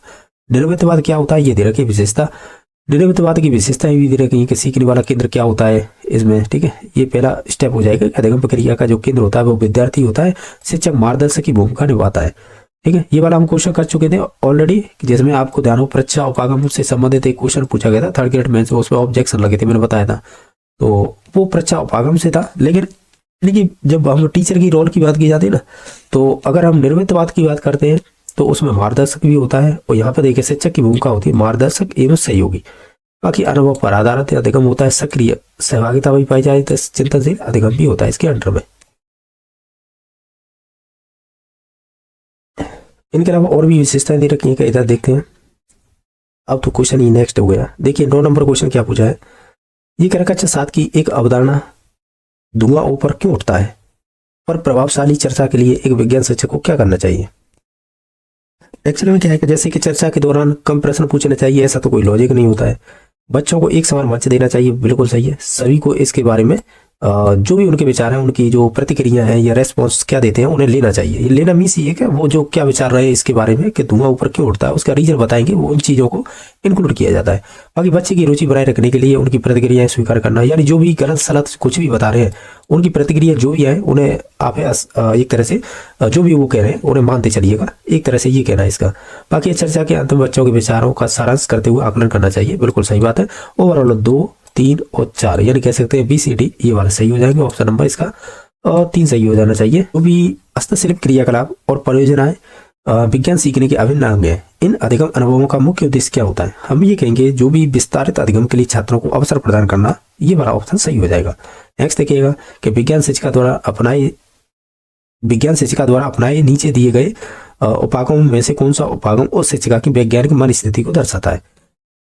अच्छा तो देखिएगा पहला ऑप्शन है कक्षा में छात्रों को प्रश्न पूछने के लिए प्रोत्साहित करना है, यानी एनकरेज करना या मोटिवेट करना, तो ये बात तो सही है। बाकी अधिगम में बढ़ोतरी करने के लिए कठिन प्रश्न पूछना, ऐसा नहीं है, ठीक है, ये नेगेटिव हो जाएगा। नेक्स्ट देखिएगा कक्षा में पूर्ण अनुशासन बनाए रखना, ये भी कोई लॉजिक नहीं है। यथासंभव शीघ्र प्रस्तावित पाठ्यक्रम को समाप्त करना, ये भी कोई लॉजिक नहीं है। हमें जो क्वेश्चन पूछा था ना वो ये पूछा था, आप ध्यान से देखें कि जो शिक्षिका है ना उसकी मन स्थिति को क्या दर्शाता है, तो ये वाला ऑप्शन सही दर्शाता है, यानी ऑप्शन नंबर 1 सही हो जाएगा। इसके अलावा नेक्स्ट देखिएगा ये भी 2014 में ही पूछा है कि विज्ञान शिक्षा के संदर्भ में रचना व शब्दावली का अर्थ क्या है बच्चों को, यानी बच्चों के संदर्भ में बताना है। हम ये कहेंगे जो भी विज्ञान सीखने की प्रक्रिया में सक्रिय रूप से शामिल होते हैं, यही होता है रचनावाद, और चाहे निर्मितवाद कुछ भी नाम दीजिएगा, उसका मतलब यही होता है कि बच्चे खुद सक्रिय होकर ज्ञान का निर्माण करें। और जैसे हम ये बात कहते हैं ना विज्ञान सीखने की प्रक्रिया में सक्रिय रूप से शामिल हों बच्चे, तो इसमें इस स्टेटमेंट आता है पुलकॉफ का, इसमें यही चीज़ें बताई गई, आप देख लेना पड़ेगी। नेक्स्ट है कि राष्ट्रीय पाठ्यचर्या की रूपरेखा 2005 जैसे NCF 2005 बोलते हैं शॉर्ट में, ने इस बात पर प्रबल समर्थन किया है कि उच्च प्राथमिक स्तर पर विज्ञान शिक्षण को, ये CTET 2013 में पूछा है। इसका मतलब होता है कि जो विषय है ना सीखने सिखाने की प्रक्रिया रचनावादी उपागम का अनुसरण करना चाहिए। रचनावादी का यही है कि बच्चे खुद करके सीखें, ठीक है, जो भी टॉपिक है उससे संबंधित तो वो ही खुद ज्ञान का निर्माण करें, तो सबसे बेस्ट रहेगा। बच्चा खुद पूर्व ज्ञान के आधार पर अपने ज्ञान को जो नवीन ज्ञान सीख रहा है उसे करेक्ट करेगा और बच्चा खुद ज्ञान का निर्माण करेगा। ओवरऑल तो यही थिंकिंग होती है इसकी, तो रचनावाद की तो इस प्रकार ऑप्शन नंबर 4 सही हो जाएगा। इसके अलावा और भी क्वेश्चन देख लेते हैं, जैसे कि ये 14 नंबर क्वेश्चन है, ये पूछा है विज्ञान शिक्षक के पद के लिए साक्षात्कार देने वाले 4 अभ्यर्थियों या कह सकते हैं अभ्यर्थियों को द्रवों और गैसों द्वारा लगाए गए दाब प्रकरणों का कक्षा 8 के शिक्षार्थियों को एक निर्देशन पाठ के देने के लिए कहा गया। भिन्न भिन्न विद्यार्थियों या अभ्यर्थियों द्वारा विभिन्न जो भी उपागम होते हैं उनका अनुपालन किया गया। उपरोक्त उपागम में प्रकरण को पढ़ाने के लिए सर्वाधिक प्रभावी कौन सा होगा। ओवरऑल ये कि जो कक्षा 8 में एक टॉपिक दे रखा है द्रवों और गैसों पर द्वारा या उनके द्वारा लगाए गए जो दाब होते हैं ना उनके बारे में ये एक टॉपिक है। बताइए कि इनमें प्रकरण को पढ़ाने के लिए सबसे बेस्ट सर्वाधिक प्रभावी कौन सा होगा इनमें से। अगर आप सभी को पढ़ेंगे तो हम ये कहेंगे जो भी हस्तपरक जो भी शिक्षार्थी गतिविधि के बाद चर्चा आयोजन करना, यानी बच्चा को खुद द्रवों या गैसों के द्वारा जो दाब लगाए जाते हैं उन्हें वो प्रयोग करेंगे, प्रयोग ही से वो करके सीखेंगे और उसमें वो क्या सीखते हैं उसके आधार पर लास्ट में जाके जो भी शिक्षार्थी गतिविधि हुई है उनके बाद चर्चा करेंगे कि ऐसी बात सही है या गलत है कि द्रवों द्वारा या गैसों द्वारा दाब लगाया जाता है या नहीं लगता है। तो उस प्रकार से ये ऑप्शन नंबर 3 सही हो जाएगा। ये CTET 2013 में पूछा गया था। क्वेश्चन नंबर 15 के विज्ञान शिक्षण में रचनावाद उपागम की ओर संकेत करता है। इनमें से बताइएगा कौन सा ऐसा कथन है जो रचनावाद अप्रोच होती है उसके समर्थन कर रहा है, ऐसा ऑप्शन कौन सा है? हम कहेंगे जो भी विद्यार्थी है वो आनुभाविक अधिगम उपलब्ध कराने से संबंधित, ये वाला ऑप्शन सही हो जाएगा। नेक्स्ट देखिएगा, एक शिक्षक विद्यार्थियों को बल वस्तु की आकृति को परिवर्तित कर देता है, संकल्पना में पढ़ाने के लिए गतिविधि को योजना बनाता है, तो बताइए इनमें से कौन सा सही होगा? ये 2011 में पूछा सीटेट पर।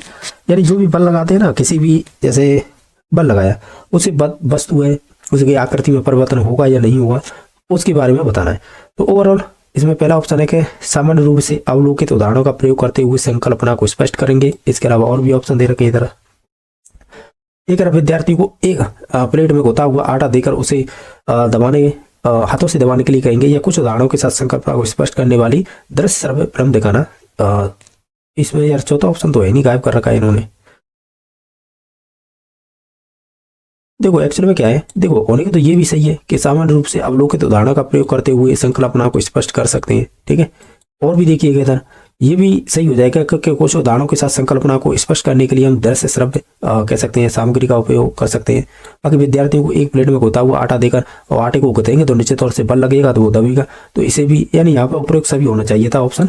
या फिर ऐसा करते कि यहाँ पर चौथा ऑप्शन होता, उससे हम एक नजरिया रखते कि कौन सा सबसे बेस्ट रहेगा एग्जाम्पल, तो वो भी इंक्लूड कर देते इसमें। यानी एक चौथा कथन दे नहीं रखा है, तो आप सभी को सही मानिएगा। नेक्स्ट देखिएगा, शिक्षक सिखाने के लिए अलग अलग उपायों का प्रयोग करता है, क्योंकि इसका मतलब यही होता है कि जो भी कच्चा है उसमें विभिन्न प्रकार के विद्यार्थी होते हैं और वह बहुआयामी बौद्धिकता को संबोधित करना चाहते हैं। यानी ओवरऑल ये है कि जो भी शिक्षार्थी या विद्यार्थी है तो उनकी IQ अलग अलग लेवल की होती है, तो उस हिसाब से ऑप्शन नंबर 3 सही हो जाएगा, ये वाला स्टेटमेंट सही हो जाएगा। नेक्स्ट देखिएगा कि शिक्षण कौशलों के एकीकरण का अर्थ क्या होता है। हम ये कहेंगे कि एक पाठ में उपयुक्त शिक्षण कौशलों का चयन करना, ऑप्शन नंबर 2 सही हो जाएगा। क्वेश्चन नंबर 18 देखिएगा, न्यूटन गति के नियम को पढ़ाते समय एक शिक्षिका आगे बढ़ने से पहले ही बोर्ड पर सभी सूत्रों को लिख देती है। यह तरीका दर्शाता है कि वो पालन कर रही है।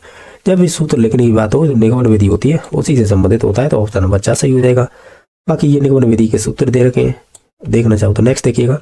क्वेश्चन नंबर देखिएगा नेक्स्ट है जो 19 खोज उपागम में छात्र क्या होता है, वो कहता है कि स्वयं समाधान खोजने के लिए प्रयास करता है। किसमें? खोज उपागम में। नेक्स्ट देखिएगा, खोज उपागम के बारे में बताया गया है कि इसकी विशेषता क्या होती है। जैसे विद्यार्थी केंद्रित होता है, अनुभव पर आधारित, स्वयं खोजने पर आविष्कार या आविष्कारात्मक अधिगम होता है। क्या? आपका खोज उपागम। नेक्स्ट देखिएगा, समस्या समाधान उपागम का पहला चरण क्या होता है। हम पहली समस्या की पहचान करते हैं, यही इसका पहला स्टेप होता है, और ये 6 स्टेप दे रखे हैं समस्या समाधान के या समस्या उपागम के, तो इन्हें याद रख सकते हैं। और बाकी समस्या समाधान की जब भी बात होती है ना, यहाँ पे तो एक्स्ट्रा इन्होंने जोड़ रखा है।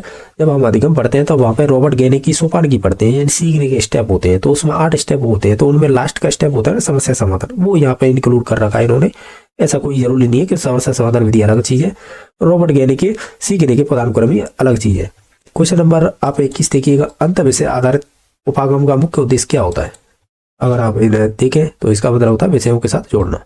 ओवरऑल देखा जाए क्वेश्चन नंबर 22 देखिएगा, परीक्षा प्रतिमार पूछताछ उपागम के सोपान कौन कौन से होते हैं। ये सभी होंगे, जैसे समस्या का हम चयन करते हैं पहले, फिर उसके बाद है यहाँ पे सेकंड स्टेप दे नहीं रखा है, लेकिन समस्या का फिर स्पष्टीकरण करेंगे, फिर जो भी समस्या होगी उनसे समाधान हेतु प्रयास करेंगे, फिर सूचनाओं का हम एकत्रीकरण करेंगे, तो सूचनाओं का एकत्रीकरण कर लेंगे, फिर उसके बाद पूछताछ प्रक्रिया का विश्लेषण करेंगे, तो वही ये पूछताछ प्रक्रिया का विश्लेषण करेंगे। ओवरऑल ये है, ये तीनों ही कथन परीक्षा प्रतिमान या कह सकते हैं पूछताछ उपागम के ये स्टेप है। हालांकि इसमें 5 स्टेप दे रखे, इनमें से 3 स्टेप पूछे गए थे, वो इस प्रकार उपयुक्त सभी इसका राइट आंसर हो जाएगा। नेक्स्ट देख रखा है कि हर्बर्ट उपागम की पंचपदी प्रणाली पूछी जाती है, उसमें 5 पद पूछे जाते हैं, कौन कौन से होते हैं। पहले प्रस्तावना, फिर हम प्रस्तुतिकरण करेंगे, फिर उसकी तुलना करेंगे, फिर मूल्यांकन या उसका सामान्यीकरण करते हैं, फिर लास्ट में जाके उसे अप्लाई करते हैं। अप्लाई का मतलब अनुप्रयोग करते हैं। ये 5 स्टेप पूछे जाते हैं और सर्वाधिक पूछा जाने वाला क्वेश्चन यही है। नेक्स्ट देखिएगा, डीबी एवं किलपैट्रिक के उपागम पद सोपान, यानी ओवरऑल किलपैट्रिक के अनुसार 6 स्टेप होते हैं। किसके? आपके जो आपकी परियोजना या प्रायोजना विधि बोलते हैं ना, प्रोजेक्ट मेथड, उसकी। लेकिन ये डीबी किलपैट्रिक के अनुसार ये 5 स्टेप दे रखे हैं। हालांकि देखा जाए इनके 6 स्टेप होते हैं, लेकिन डीबी क्या है, इसमें जुड़ने से ना इन्होंने जो ऐसे कह सकते हैं जो 5वें नंबर का स्टेप और 6ठे नंबर का ना, वो दोनों एक ही कर दिए। जबकि किलपैट्रिक के अनुसार पढ़ेंगे तो 6 स्टेप होते हैं, जिसमें 5वें नंबर पर मूल्यांकन आता है, और फिर लास्ट में जो 6 स्टेप आता है वो रिकॉर्ड तैयार करना, यानी जो भी अभिलेख होते हैं उन्हें तैयार करना होता है। ऐसा आपने पढ़ा होगा, ठीक है, जो भी बुक है। अब एक्चुअल में क्या है कि ये अब हालांकि ऐसे क्वेश्चन बनते नहीं है, अगर आप ध्यान से पढ़ेंगे तो जो भी अप्रोच के अकॉर्डिंग हम पढ़ते हैं, यानी प्रोजेक्ट मेथड ही पढ़ लेते हैं डायरेक्ट, तो उसमें 6 स्टेप पढ़ते हैं, उन्हीं से क्वेश्चन बनते हैं मोस्टली। तो आप विभिन्न परीक्षा के आए हुए क्वेश्चन देखेंगे तो उसमें नेक्स्ट देखिएगा मॉरिसन उपागम के पद क्या है। इनमें भी 5 ही स्टेप होते हैं, जैसे हर्बर्ट स्पेंसर के थे ना, उसी प्रकार। जैसे खोज अन्वेषण पहला, सेकंड है प्रस्तुतिकरण, तीसरा आत्मीकरण, चौथा है व्यवस्था या फिर एक संगठन बोल सकते हैं, लास्ट में आता है वर्णन। ये क्वेश्चन और बनता है, अभी 2025 की भर्ती में पूछा था। जिलर बताइएगा जो आपके मॉरिसन की इकाई पाटन योजना है कि जिलर ने कौन से 2 स्टेप जोड़े थे, तो वो नाम पूछे जाते हैं, ठीक है, वो इन्हीं से संबंधित है। एक क्वेश्चन ये भी बन जाता है कि मॉरिसन की इकाई पाठ्य योजना और हर्बर्ट की स्पेंसर पाठ्य योजना में कौन से पद समान है, तो वो प्रस्तुतिकरण यहाँ पर भी है, प्रस्तुतिकरण यहाँ पर भी है, ये भी पूछा जाता है क्वेश्चन। ओवरऑल आपके उपागम से संबंधित जो भी क्वेश्चन थे ना, इस बुक के अंडर में थे। ये धीर सिंह दवाई, इसमें अपनी जो पब्लिकेशन बुक है ना धीर सिंह दवाई सर की, तो डायरेक्टली जो भी क्वेश्चन पूछे गए हम देख लेते हैं। इनमें से क्वेश्चन रिपीट होंगे। रिपीट मीन्स ये है कि शिक्षण सहायक सामग्री है ना, वो सभी में टॉपिक लगता है, चाहे आप संस्कृत की शिक्षण विधियां पढ़िएगा या इंग्लिश की पढ़िएगा, हिंदी की पढ़िएगा, या इनके अलावा मैथ की पढ़िएगा, साइंस की पढ़िएगा, एसएसटी पढ़िएगा, यानी किसी की भी टीचिंग मेथड पढ़ लीजिएगा। थोड़ा बहुत अंतर मिलेगा किसमें, जो पर्टिकुलर सब्जेक्ट की होती है ना, तो उनमें कुछ सब्जेक्ट चीजें ऐड हो जाती हैं बस। और नहीं, अगर देखा जाए ना ओवरऑल ये होता है कि 99% ये होता है कि शिक्षण सहायक सामग्री किसी एक की तैयार कर लीजिएगा, यानी जो भी आपने रेफरेंस बुक है या टीचर के थ्रू पढ़ी है, तो वो सभी में काम करती है ओवरऑल, तो ये कहना, ठीक है। तो इनसे किस प्रकार के क्वेश्चन बने हैं वो देख लेते हैं, ठीक है। जैसे कि कौन सी शिक्षण सहायक सामग्री दृश्य श्रव्य सामग्री में सम्मिलित होती है, यानी ओवरऑल ये है कि जिसे आप देख सकते हैं और सुन भी सकते हैं, तो यही होता है दृश्य श्रव्य, तो ऑडियो विजुअल बोलते हैं, तो वो चलचित्र हो जाएगा। ऑप्शन नंबर इसमें 1 सही हो जाना चाहिए, इसका 1 नंबर ऑप्शन सही है। नेक्स्ट देखिएगा, बाकी ऑप्शन दे रखे हैं, जैसे रेडियो है तो ये तो श्रव्य में आता है, ग्रामोफोन श्रव्य में आता है, मॉडल दृश्य में आ जाएगा। बाकी चलचित्र का मतलब एक तरह से जो जिसमें चित्र भी चले और साथ ही साथ आवाज भी आए, तो सही बोलते हैं चलचित्र। अब इसमें इंग्लिश तो दे नहीं रखी, साथ ही साथ कैसे कहेंगे क्या, अगर होती तो साथ ही साथ देखते चलते, ठीक है। एक एडगर डेल है, इंपॉर्टेंट रखता है, इसे ही ध्यान रखिएगा। बाकी पैटर्न के अनुसार ये स्टेटमेंट बहुत कम पूछा जाता है, मैं ओवरऑल बता रहा हूँ कि एडगर डेल से ज़्यादा क्वेश्चन बनते हैं, तो ये ध्यान रखिएगा, ठीक है। इसका पहला आंसर हो गया। नेक्स्ट देखिएगा कि कौन सी उद्योतन सामग्री शिक्षण में अधिक प्रभावी सिद्ध होगी। ओवरऑल ये है कि ये 4 ऑप्शन दे रखे हैं, इनमें सबसे बेस्ट कौन सी रहेगी वो बताइएगा। ये L2 2025 में ही पूछा था, और ये किस में पूछा था, ये भी L2 2025 में ही पूछा है, ठीक है। तो वही हो जाएगी, दृश्य श्रव्य सामग्री सबसे ज्यादा प्रभावशाली रहेगी या प्रभावी रहेगी, ठीक है। नेक्स्ट देखिएगा कि इंद्रियों के प्रयोग के आधार पर दृश्य श्रव्य सामग्री को मोटे तौर पर कितने भागों में विभक्त किया गया है। ये L2 2025 में ही पूछा है, तो वो 3 भागों में कौन कौन से, एक तो श्रव्य है, एक दृश्य है, और एक कौन सा है, श्रव्य दृश्य हो जाएगा, जो तीसरे इंद्रियों के आधार पर बांटे, ठीक है। नेक्स्ट देखिएगा कि दृश्य श्रव्य साधनों का गुण नहीं है, यानी ओवरऑल ये कि दृश्य श्रव्य सामग्री से संबंधित कौन सा इसमें से एक विशेषता नहीं है। ये L2 2025 में ही पूछा है। इसका मतलब ये है कि इनके निर्माण में धन व समय खर्च होता है, तो ये वाला गलत हो जाएगा। जब आप दृश्य श्रव्य सामग्रियों का उपयोग करते हैं तो इन चीज़ों का मायना नहीं लिखा जाता है कि धन व समय खर्च होता है, क्योंकि आप बच्चों को सिखा रहे हैं, बच्चे सीख रहे हैं, तो निश्चित तौर से उसमें रुपए और इन खर्चों का ज़्यादा मायना नहीं रखा जाएगा। ओवरऑल तो यही ऑप्शन हो जाएगा राइट आंसर। बाकी इनके प्रयोग से सीखना स्थायी होता है, ये बात सही है। इनके प्रयोग अनुभवों की सीमा का विस्तार होता है, और साथ ही साथ उपयोग में शिक्षण को प्रभाविता आ जाती है, यानी शिक्षण में प्रभाविता का मतलब इनका एक तरह से इंपॉर्टेंस है या प्रभावशीलता रहती है। तो ओवरऑल ऑप्शन नंबर 2 गलत था, बाकी सभी सही थे। बाकी इनके और भी गुण दे रखे, इन्हें देख सकते हैं। क्वेश्चन नंबर 5 देखिए, चित्र विस्तारक यंत्र जिसे एपिडाइस्कोप बोलते हैं, इनकी विशेषता क्या होती है। देखिएगा, जैसे इनमें ध्वनि की आवश्यकता नहीं होती है, ये बात तो सही है, क्योंकि एपिडाइस्कोप होते हैं ना, ये चित्र विस्तारक यंत्र होते हैं। ओवरऑल ये कि छोटे चित्र को बड़ा कर देते हैं, जैसे दीवार वगैरह इन पर, तो ये प्रक्षेपित कर पाते हैं, तो प्रक्षेपित सामग्री मानी जाती है एपिडाइस्कोप। तो ये बात सही है, क्योंकि ध्वनि का उपयोग थोड़ी करते हैं हम इसके मतलब एपिडाइस्कोप में। बाकी है ये खादी बोर्ड का ही एक रूप होता है, ये गलत है, खादी बोर्ड में ये नहीं आता है, ठीक है। जैसे आपने देखे होंगे फ्लैनर बोर्ड पड़ा होगा, उसमें आता है इसका उपयोग, ठीक है, तो ना कि इसमें किसमें एपिडाइस्कोप में। बाकी इसमें शिक्षक स्वयं रेखा चित्र या डायग्राम खींच कर सकता है, ये गलत है, तो ठीक है। यानी ऐसा नहीं होता है कि एपिडाइस्कोप का मतलब छोटी चीज़ों को बड़ा करके पर्दों पर दिखाना होता है, एक तरह से दीवारों पर ही। तो ओवरऑल ये कि शिक्षक का रोल इतना नहीं रहता है इसमें, यह एक भाषा प्रयोगशाला का ही रूप है, गलत है ये। भाषा का मतलब ये श्रव्य से हो जाएगी, श्रव्य इसमें कोई रोल नहीं होता है किसमें, एपिडाइस्कोप। ओवरऑल ये समझाने के लिए, अदरवाइज आप डायरेक्टली 1 नंबर ऑप्शन पे जाते, राइट आंसर हो जाते। अब देखिएगा चित्र विस्तारक यंत्र होता क्या है। एक तरह से चाहे तो ये अपारदर्शी वस्तुओं चाहे पारदर्शी, दोनों प्रकार की वस्तुओं को पर्दे पर प्रोजेक्ट कर सकता है, कौन, एपिडाइस्कोप, जो कि अपने से बड़े रूप में दिखाई देता है। एपिडाइस्कोप के माध्यम से जैसे रेखा चित्र, मानचित्र व प्रश्नों के बड़े रूप में छात्रों के समझ प्रस्तुत कर सकता है। इनके द्वारा प्रदर्शित चित्र अचल, ठीक है, और ध्वनि रहित होते हैं। अचल का मतलब होता है कि स्थायी होते हैं, मतलब हिल डुल नहीं सकते। ध्वनि रहित का मतलब ये है कि ध्वनि थोड़ी होती है, उसमें केवल चित्र ही दिखाई देते हैं। इस वजह से ओवरऑल आप समझे होंगे। नेक्स्ट देखिएगा कि इनमें से कौन सी श्रव्य सामग्री नहीं है। रेडियो है, ग्रामोफोन है और टेप रिकॉर्डर। जो नहीं होगी वो एपिडाइस्कोप, क्योंकि ये दृश्य में आती है। ये थर्ड ग्रेड लेवल फर्स्ट 2023 में ही पूछा है, यानी मेंस की एग्जाम में। नेक्स्ट देखिएगा कि दृश्य श्रव्य सामग्री का प्रयोग करते हुए किस शिक्षण सूत्र का पालन करना चाहिए। ओवरऑल देखें, हमें मूड से अमूर्त की हो जाना चाहिए, यानी कोई चीज़ हमारे सामने प्रत्यक्ष होनी चाहिए, जैसे देख सकते हैं, जैसे छू सकते हैं, और जैसे आप ओवरऑल मूर्त का मतलब यही होता है कि आपने सामने कोई वस्तु होनी चाहिए और जैसे आप छू अनुभव कर सकते हैं। अमूर्त का मतलब वो ये एब्स्ट्रैक्ट होता है, यानी उसके बारे में जो भी संकल्पना बनानी हो कि ये ऐसी चीज़ें होती हैं, तो उस आधार पर, ठीक है। तो यही है, मूर्त से अमूर्त की ओर जाना चाहिए। यही इस दृश्य श्रव्य सामग्री का शिक्षण सूत्र हो जाएगा। तो ये भी थर्ड ग्रेड मेंस L1 2023 में पूछा था।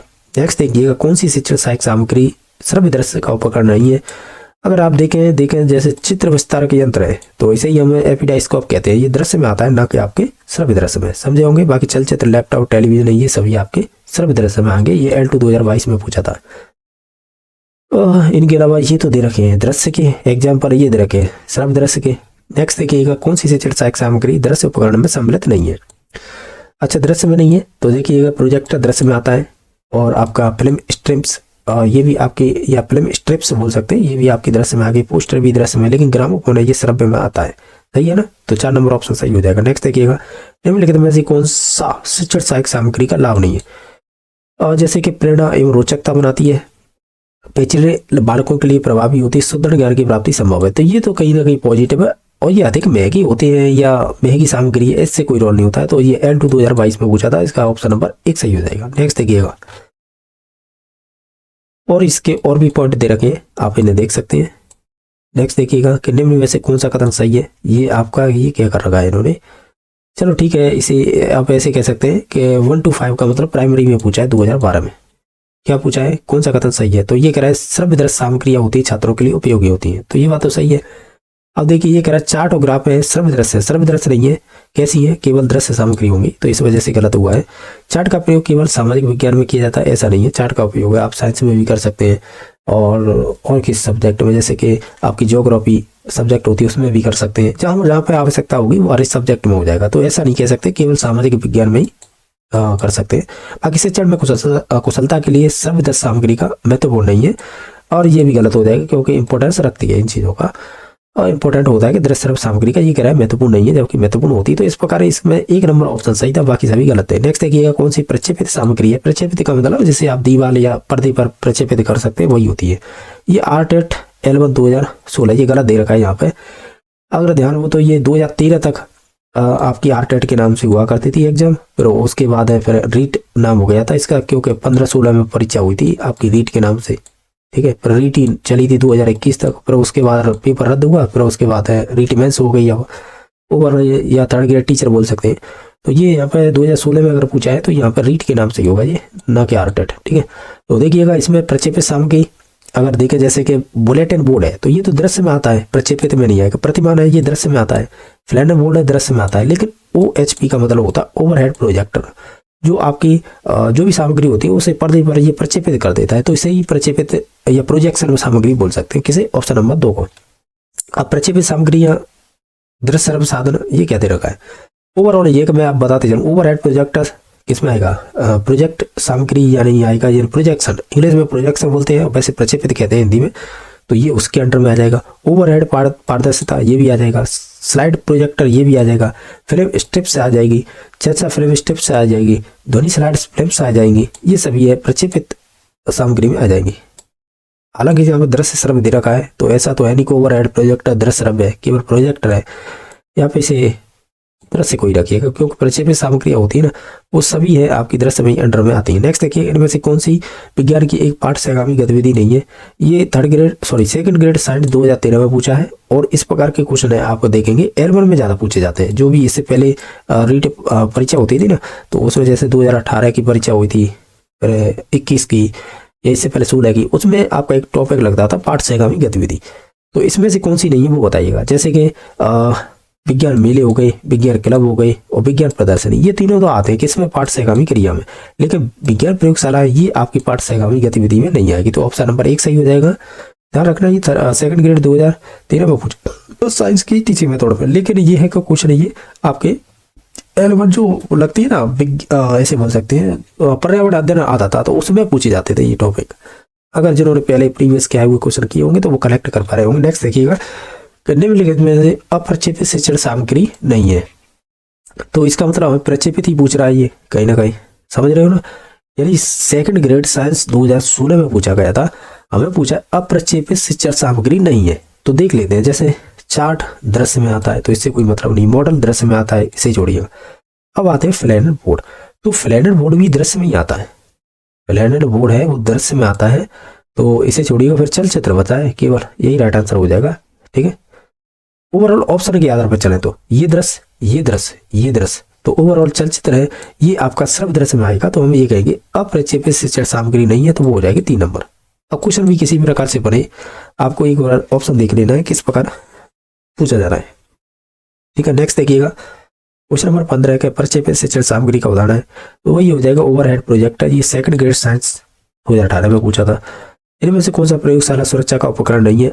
अग्निशमन यंत्र होता है, बालू मिट्टी की बड़ी बाल्टी ये भी होती है, और आपके कंबल भी हो जाएगा। लेकिन गत्ते का डिब्बा है, इससे जब भी आग लगेगी ना तो ये तो आग बढ़ाएगा, घटाएगा थोड़ी। बाकी ये घटा सकते हैं, यानी घटा सकते हैं मीन्स ये वो बुझा सकते हैं या कम कर सकते हैं, वो अग्निशमन यंत्र हो जाएगा। बालू की मिट्टी से भरी बाल्टी हो जाएगी, बाकी कंबल हो जाएगा।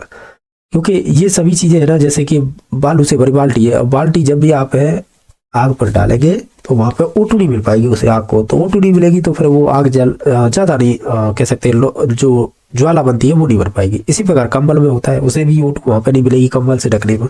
तो ओवरऑल ये तो कम करते हैं, लेकिन गत्ते का डिब्बा ये तो और बढ़ाएगा, तो इस वजह से नहीं होगा। नेक्स्ट देखिएगा, इनमें से श्रव्य सामग्री का प्रयोग का एक सिद्धांत नहीं है। तैयारी का होता है, प्रस्तुतिकरण का होता है, चयन का होता है, लेकिन अवलोकन का सिद्धांत नहीं होता है। ये सबसे बेस्ट क्वेश्चन है कि शिक्षण सहायक सामग्री में कौन सा सिद्धांत प्रयोग नहीं किया जाता। ये वाला क्वेश्चन सब फंसा सकता है, क्योंकि लगेंगे आपको एक जैसे ऑप्शन सभी कि ये सही है, लेकिन होते नहीं है। आपको इनके लिए आपको ये वाले क्वेश्चन की ये ऑप्शन रटने ही पड़ेंगे, और कोई इनका चारा नहीं होता है। ये सेकंड ग्रेड 2018 में पूछा था, जैसे तैयारी का, चयन का, प्रस्तुतिकरण का, ये रटने ही होंगे, इसके अलावा और कोई चारा नहीं है। और जरूरी थोड़ी है ये इन तीनों को डाल के और यहाँ की जगह अवलोकन की जगह कुछ और डाल देगा, नेक्स्ट टाइम बनेगा क्वेश्चन तब। नेक्स्ट देखिएगा, बहुसंवेदी शिक्षण सहायक सामग्री के संदर्भ में चुंबकीय बोर्ड किस कार्य में प्रयुक्त हो सकते हैं? हम कहेंगे चुंबकीय जो भी सामग्री लगी हुई दृश्य सामग्री को प्रदर्शित करने के लिए होंगे, तो ऑप्शन नंबर 3 सही हो जाएगा। सेकंड ग्रेड साइंस 2018 में पूछा था। नेक्स्ट देखिएगा, अब ये वाला क्वेश्चन सर्वाधिक पूछा गया जाता है इस प्रकार का एडगर डेल से, कि एडगर डेल द्वारा विकसित अनुभव समूह का संबंध किससे है? तो वो ये शिक्षण सहायक सामग्री का उपयुक्त प्रयोग करना। ठीक है, ये सेकंड ग्रेड में पूछा है। नेक्स्ट देखिएगा, एडगर डेल ने एक अनुभव शंकु दिया था, उसमें 11 प्रकार के बताए थे। 11 प्रकार में ये एक अनुभव शंकु सा बना दिया था इन्होंने। इसमें जैसे ऊपर की साइड से नीचे की तरफ जाते हैं तो जो भी प्रभावशीलता बढ़ती जाती है, और नीचे से ऊपर जाते हैं तो घटती जाती है। नीचे की तरफ होते हैं वो प्रत्यक्ष ज्ञान हो गया आपका, जो आप करके सीखते हैं उससे संबंधित, यानी रोल प्ले वाली जो मेथड है वो इसके अंडर, यानी जहाँ पे आती है बॉटम में, ऊपर की तरफ आती है जो केवल कह सकते हैं बहुत कम प्रभावशीलता वाली शिक्षण सहायक सामग्री होंगी, वो इसमें मिल जाएंगी। कौन सी? जैसे शाब्दिक प्रतीक है वो यहाँ पे आएगा। ठीक है, वास्तविक प्रत्यक्ष अनुभव है वो ये बॉटम पे नीचे की तरफ आता है। जैसे आयोजित कृत्रिम अनुभव, नाटकीय अनुभव, शैक्षिक यात्राएं, हालांकि हम क्रम के अनुसार चले तो नाटकीय अनुभव के बाद आएगा प्रदर्शन, फिर उसके बाद शैक्षिक यात्राएं, फिर प्रदर्शनी, फिर दूरदर्शन, फिर सिनेमा, फिर रेडियो रिकॉर्डिंग या स्थिर चित्र, फिर आएंगे दृश्य प्रतीक, पर लास्ट में आएंगे शाब्दिक प्रतीक। अगर आप इन्हें क्रम के अनुसार लेके चलेंगे ना तो ये नीचे से स्टार्ट होगा। जैसे वास्तविक प्रत्यक्ष अनुभव यहाँ पे आएंगे, फिर उसके बाद है आयोजित कृत्रिम अनुभव, फिर इस प्रकार यहाँ पे आता है शाब्दिक प्रतीक। तो इस प्रकार ये अनुभव शंकु से संबंधित क्वेश्चन बनते हैं। आपने अगर थ्योरी पढ़ रखी है तो आप कनेक्ट कर पा रहे होंगे इन बातों को। नेक्स्ट देखिए कि श्रव्य शिक्षण सहायक सामग्री का उदाहरण क्या होगा, वही हो जाएगा लिखवा पॉइंट। बाकी और की बात की जाए तो ओवरहेड प्रोजेक्ट दृश्य में आएगा, लेकिन प्रक्षेपित सामग्री होगा। दूरदर्शन श्रव्य दृश्य में आ जाएगा। चुंबकीय पट्टे ये आपकी दृश्य में आ जाएगी। ये आरपीएससी थर्ड ग्रेड 2019 में पूछा है, या 2019 में कहाँ पर हुई है थर्ड ग्रेड की परीक्षा, अब इनका पता ही नहीं है ये कहाँ से इन्होंने नाम डाल दिया है, क्योंकि जो आरपीएससी के द्वारा तो मोस्टली तो 2019 की भी बात की जाती है, तो ऐसी कोई परीक्षा कराई नहीं है। लेकिन ये है कि आरपीएससी सेकंड ग्रेड हो सकता है यहाँ पे, ये गलत टाइप कर दिया है यहाँ पे। आरपीएससी सेकंड ग्रेड साइंस में पूछा गया है, ऐसे कह सकते हैं। नेक्स्ट देखिएगा कि निम्न में सर्वाधिक प्रभावी सहायक शिक्षण सामग्री है। ये कह रहा है आरपीएससी थर्ड ग्रेड 2020। यार ये गलत दे रखा है यार, टाइप गलत कर दिया है, ये सेकंड ग्रेड होगा। ठीक है, तो इसमें से हमें क्या बनाता ना था, सर्वाधिक प्रभावशाली वही सर्वदृश्य से हो जाएगी, किसमें दे रखा है ऑप्शन नंबर 3 में। इसके अलावा ये विशेषता दे रखी। नेक्स्ट देखिएगा ये कह रहा है कि चित्र विस्तार के यंत्र किस प्रकार की सामग्री है, तो एक तरह से ये यांत्रिक और दृश्य सामग्री है, क्योंकि सर्वद्रव से होगी नहीं ना सर्व होगी, तो इस वजह से ऑप्शन नंबर 3 सही हो जाएगा। ये आरपीएससी सेकंड ग्रेड 2010 में पूछा था। नेक्स्ट देखिएगा फ्लैट बोर्ड का प्रयोग किया जाता है, वो ये चित्र प्रदर्शन के लिए किया जाता है। निम्न में से कौन सी क्रिया विज्ञान शिक्षण में पाठ से गामी होगी, ये विज्ञान क्लब होगा। यहाँ पे आर्टेट 2012, हाँ बिल्कुल सही बात है। 1 to 5 में एक पर्यावरण अध्ययन पहले सब्जेक्ट बनती थी, उससे क्या होता था, उसमें टीचिंग मेथड पूछी जाती थी, 10 क्वेश्चन आते थे, तो उसमें एक पाठ से गामी नाम का एक टॉपिक जुड़ा हुआ था, तो उसमें ये क्वेश्चन हर वर्ष पूछा जाता था, और यही आरपीएससी सेकंड ग्रेड में भी पूछा जाता है। तो ये विज्ञान क्लब है, वो पाठ से गामी क्रिया हो जाएगी, तो ऑप्शन नंबर 1 सही हो जाएगा। अब ये बड़ा क्वेश्चन है, इसे क्या आप अपने हिसाब से देख लेना, लेकिन मैं छोड़ देता हूँ, इस प्रकार की बनते नहीं है, एक्चुअल में बात ही है। और देखिएगा ये कह रहा है दोपहर के भोजन के अवकाश के बाद पर्यावरण अध्ययन पढ़ाते समय आप ये पाते हैं कि बच्चे पाठ में रुचि नहीं ले रहे, तो आप क्या करेंगे। हम जो भी पाठ को रोचक बनाने के लिए बहुआयामी बुद्धि पर आधारित दृश्य सर्व सामग्री का प्रयोग करेंगे, ऑप्शन नंबर 2 सही हो जाएगा। क्वेश्चन नंबर 27 है मानचित्र पढ़ाने के लिए या पढ़ने के लिए आवश्यक क्वेश्चन में शामिल है, कौन कौन सी चीजें शामिल होंगी, जैसे कि जो भी मानचित्र होता है उसमें स्थान, दूरी और दिशाओं के सापेक्ष स्थिति को समझाने में हमें सहायता मिलती है, वही क्वेश्चन हो जाएंगे। नेक्स्ट देखिएगा कि ईवीएस, अब एक्चुअल में क्या ईवीएस नाम से पूछे ही नहीं जाएंगे क्वेश्चन, क्यों नहीं पूछे जाएंगे, क्योंकि चलती नहीं है। अब ये पात्रता होती तो फिर चल जाती। इसमें देख लेगा, ये कह रहा है कि प्राथमिक स्तर के शिक्षार्थियों में मानचित्र बनाने और समझने के लिए निम्नलिखित में से कौन से कौशलों के लिए विकास आवश्यकता होगी कौशलों की, तो ओवरऑल ये तीनों स्थितियां हो जाएंगी। जैसे हमने एक क्वेश्चन प्रीवियस किया था, उसमें जैसे स्थान था, दूरी थी, और जो भी प्रतीक और स्केल पैमाने की समझ, और जैसे स्पष्ट ड्राइंग है, ये वाला नहीं होगा। ओवरऑल ये तीनों हो जाएंगे, ऑप्शन नंबर 3 सही हो जाएगा, क्योंकि इससे पहले हम एक क्वेश्चन कर चुके थे इससे संबंधित। ये मानचित्र के क्वेश्चन भर रहे हैं इसमें, तो मैं छोड़ते चलते, क्योंकि ये पात्रता में पूछे जाते हैं एक्चुअल में ये है।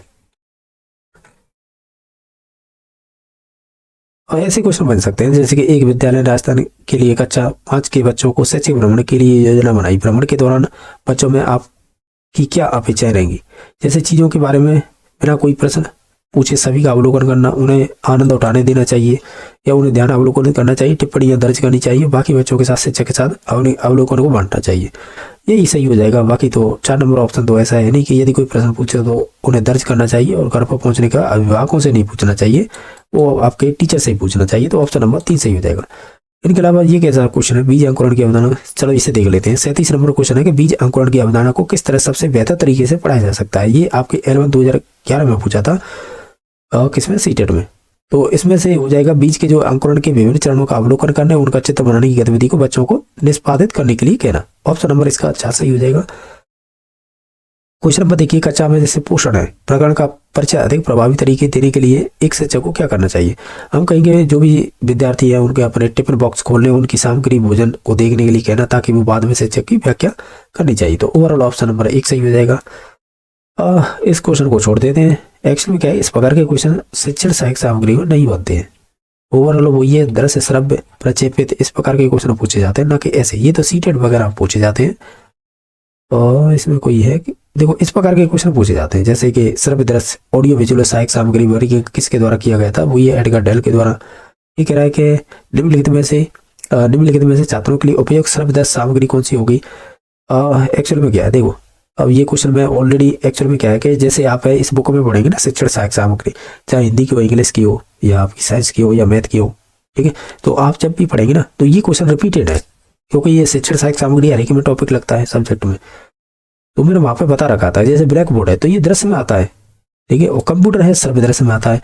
हालांकि इसने आंसर लगा रखा है 3 नंबर, तो ये गलत है, ठीक है। जैसे रेडियो और टैप रिकॉर्ड है, ये श्रव्य है, तो ये तो हो ही नहीं सकते। मानचित्र ग्लोब है, ये दृश्य में आते हैं। मोबाइल वीडियो गेम्स है, ये निश्चित तौर से आ जाएगा इसमें, क्योंकि आवाज भी आती है और गेम खेलते हैं, तो निश्चित तौर से ये वाला श्रव्य दृश्य में आएगा, ठीक है। जबकि आंसर लगा रखा है इन्होंने 3 नहीं होगा, क्योंकि हम यहाँ पे हमें श्रव्य दृश्य पूछा था सामग्री कौन सी है, तो वो ऑप्शन नंबर 4 सही हो जाएगी। ये सीटेट में पूछा हुआ बाला का पूरा नाम क्या है। बाला का मतलब होता है कि अधिगम सहायक के रूप में बिल्डिंग, इसे इंग्लिश में कहेंगे building as a learning aids, ये पूरा नाम होता है। नेक्स्ट है ये शिक्षक सहायक सामग्री का गुण क्या होता है, तो चाहे वो केवल रोचकता हो, चाहे परिशुद्धता हो, ये प्रासंगिकता, ये सभी ऑप्शन सही हो जाएंगे। अब ये कह रहा है निम्नलिखित में से साधन के रूप में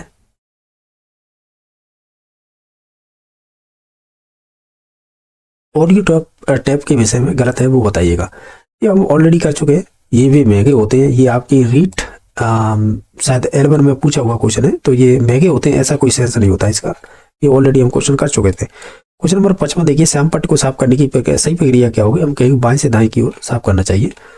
नेक्स्ट है कि निम्नलिखित में से कौन सी शिक्षण सहायक सामग्री महाद्वीपों के आनुपातिक क्षेत्र और आकार को दर्शाने वाली सर्वाधिक उपयुक्त होगी। ये आपकी यूपी टेट L2 2017 में पूछा था, तो वो ग्लोब सही रहेगा, तो ऑप्शन नंबर 3 सही हो जाएगा।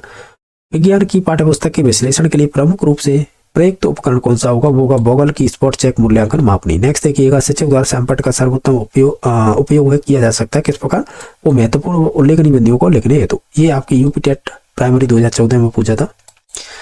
नेक्स्ट देखिएगा, ये करा है पर्यावरणीय अध्ययन में शैक्षिक भ्रमण का मूल उद्देश्य क्या होता है। ये सिंपल ही क्वेश्चन था, हालांकि इस प्रकार के क्वेश्चन आपके मेंस में नहीं बनेंगे क्योंकि ये टॉपिक ही नहीं है।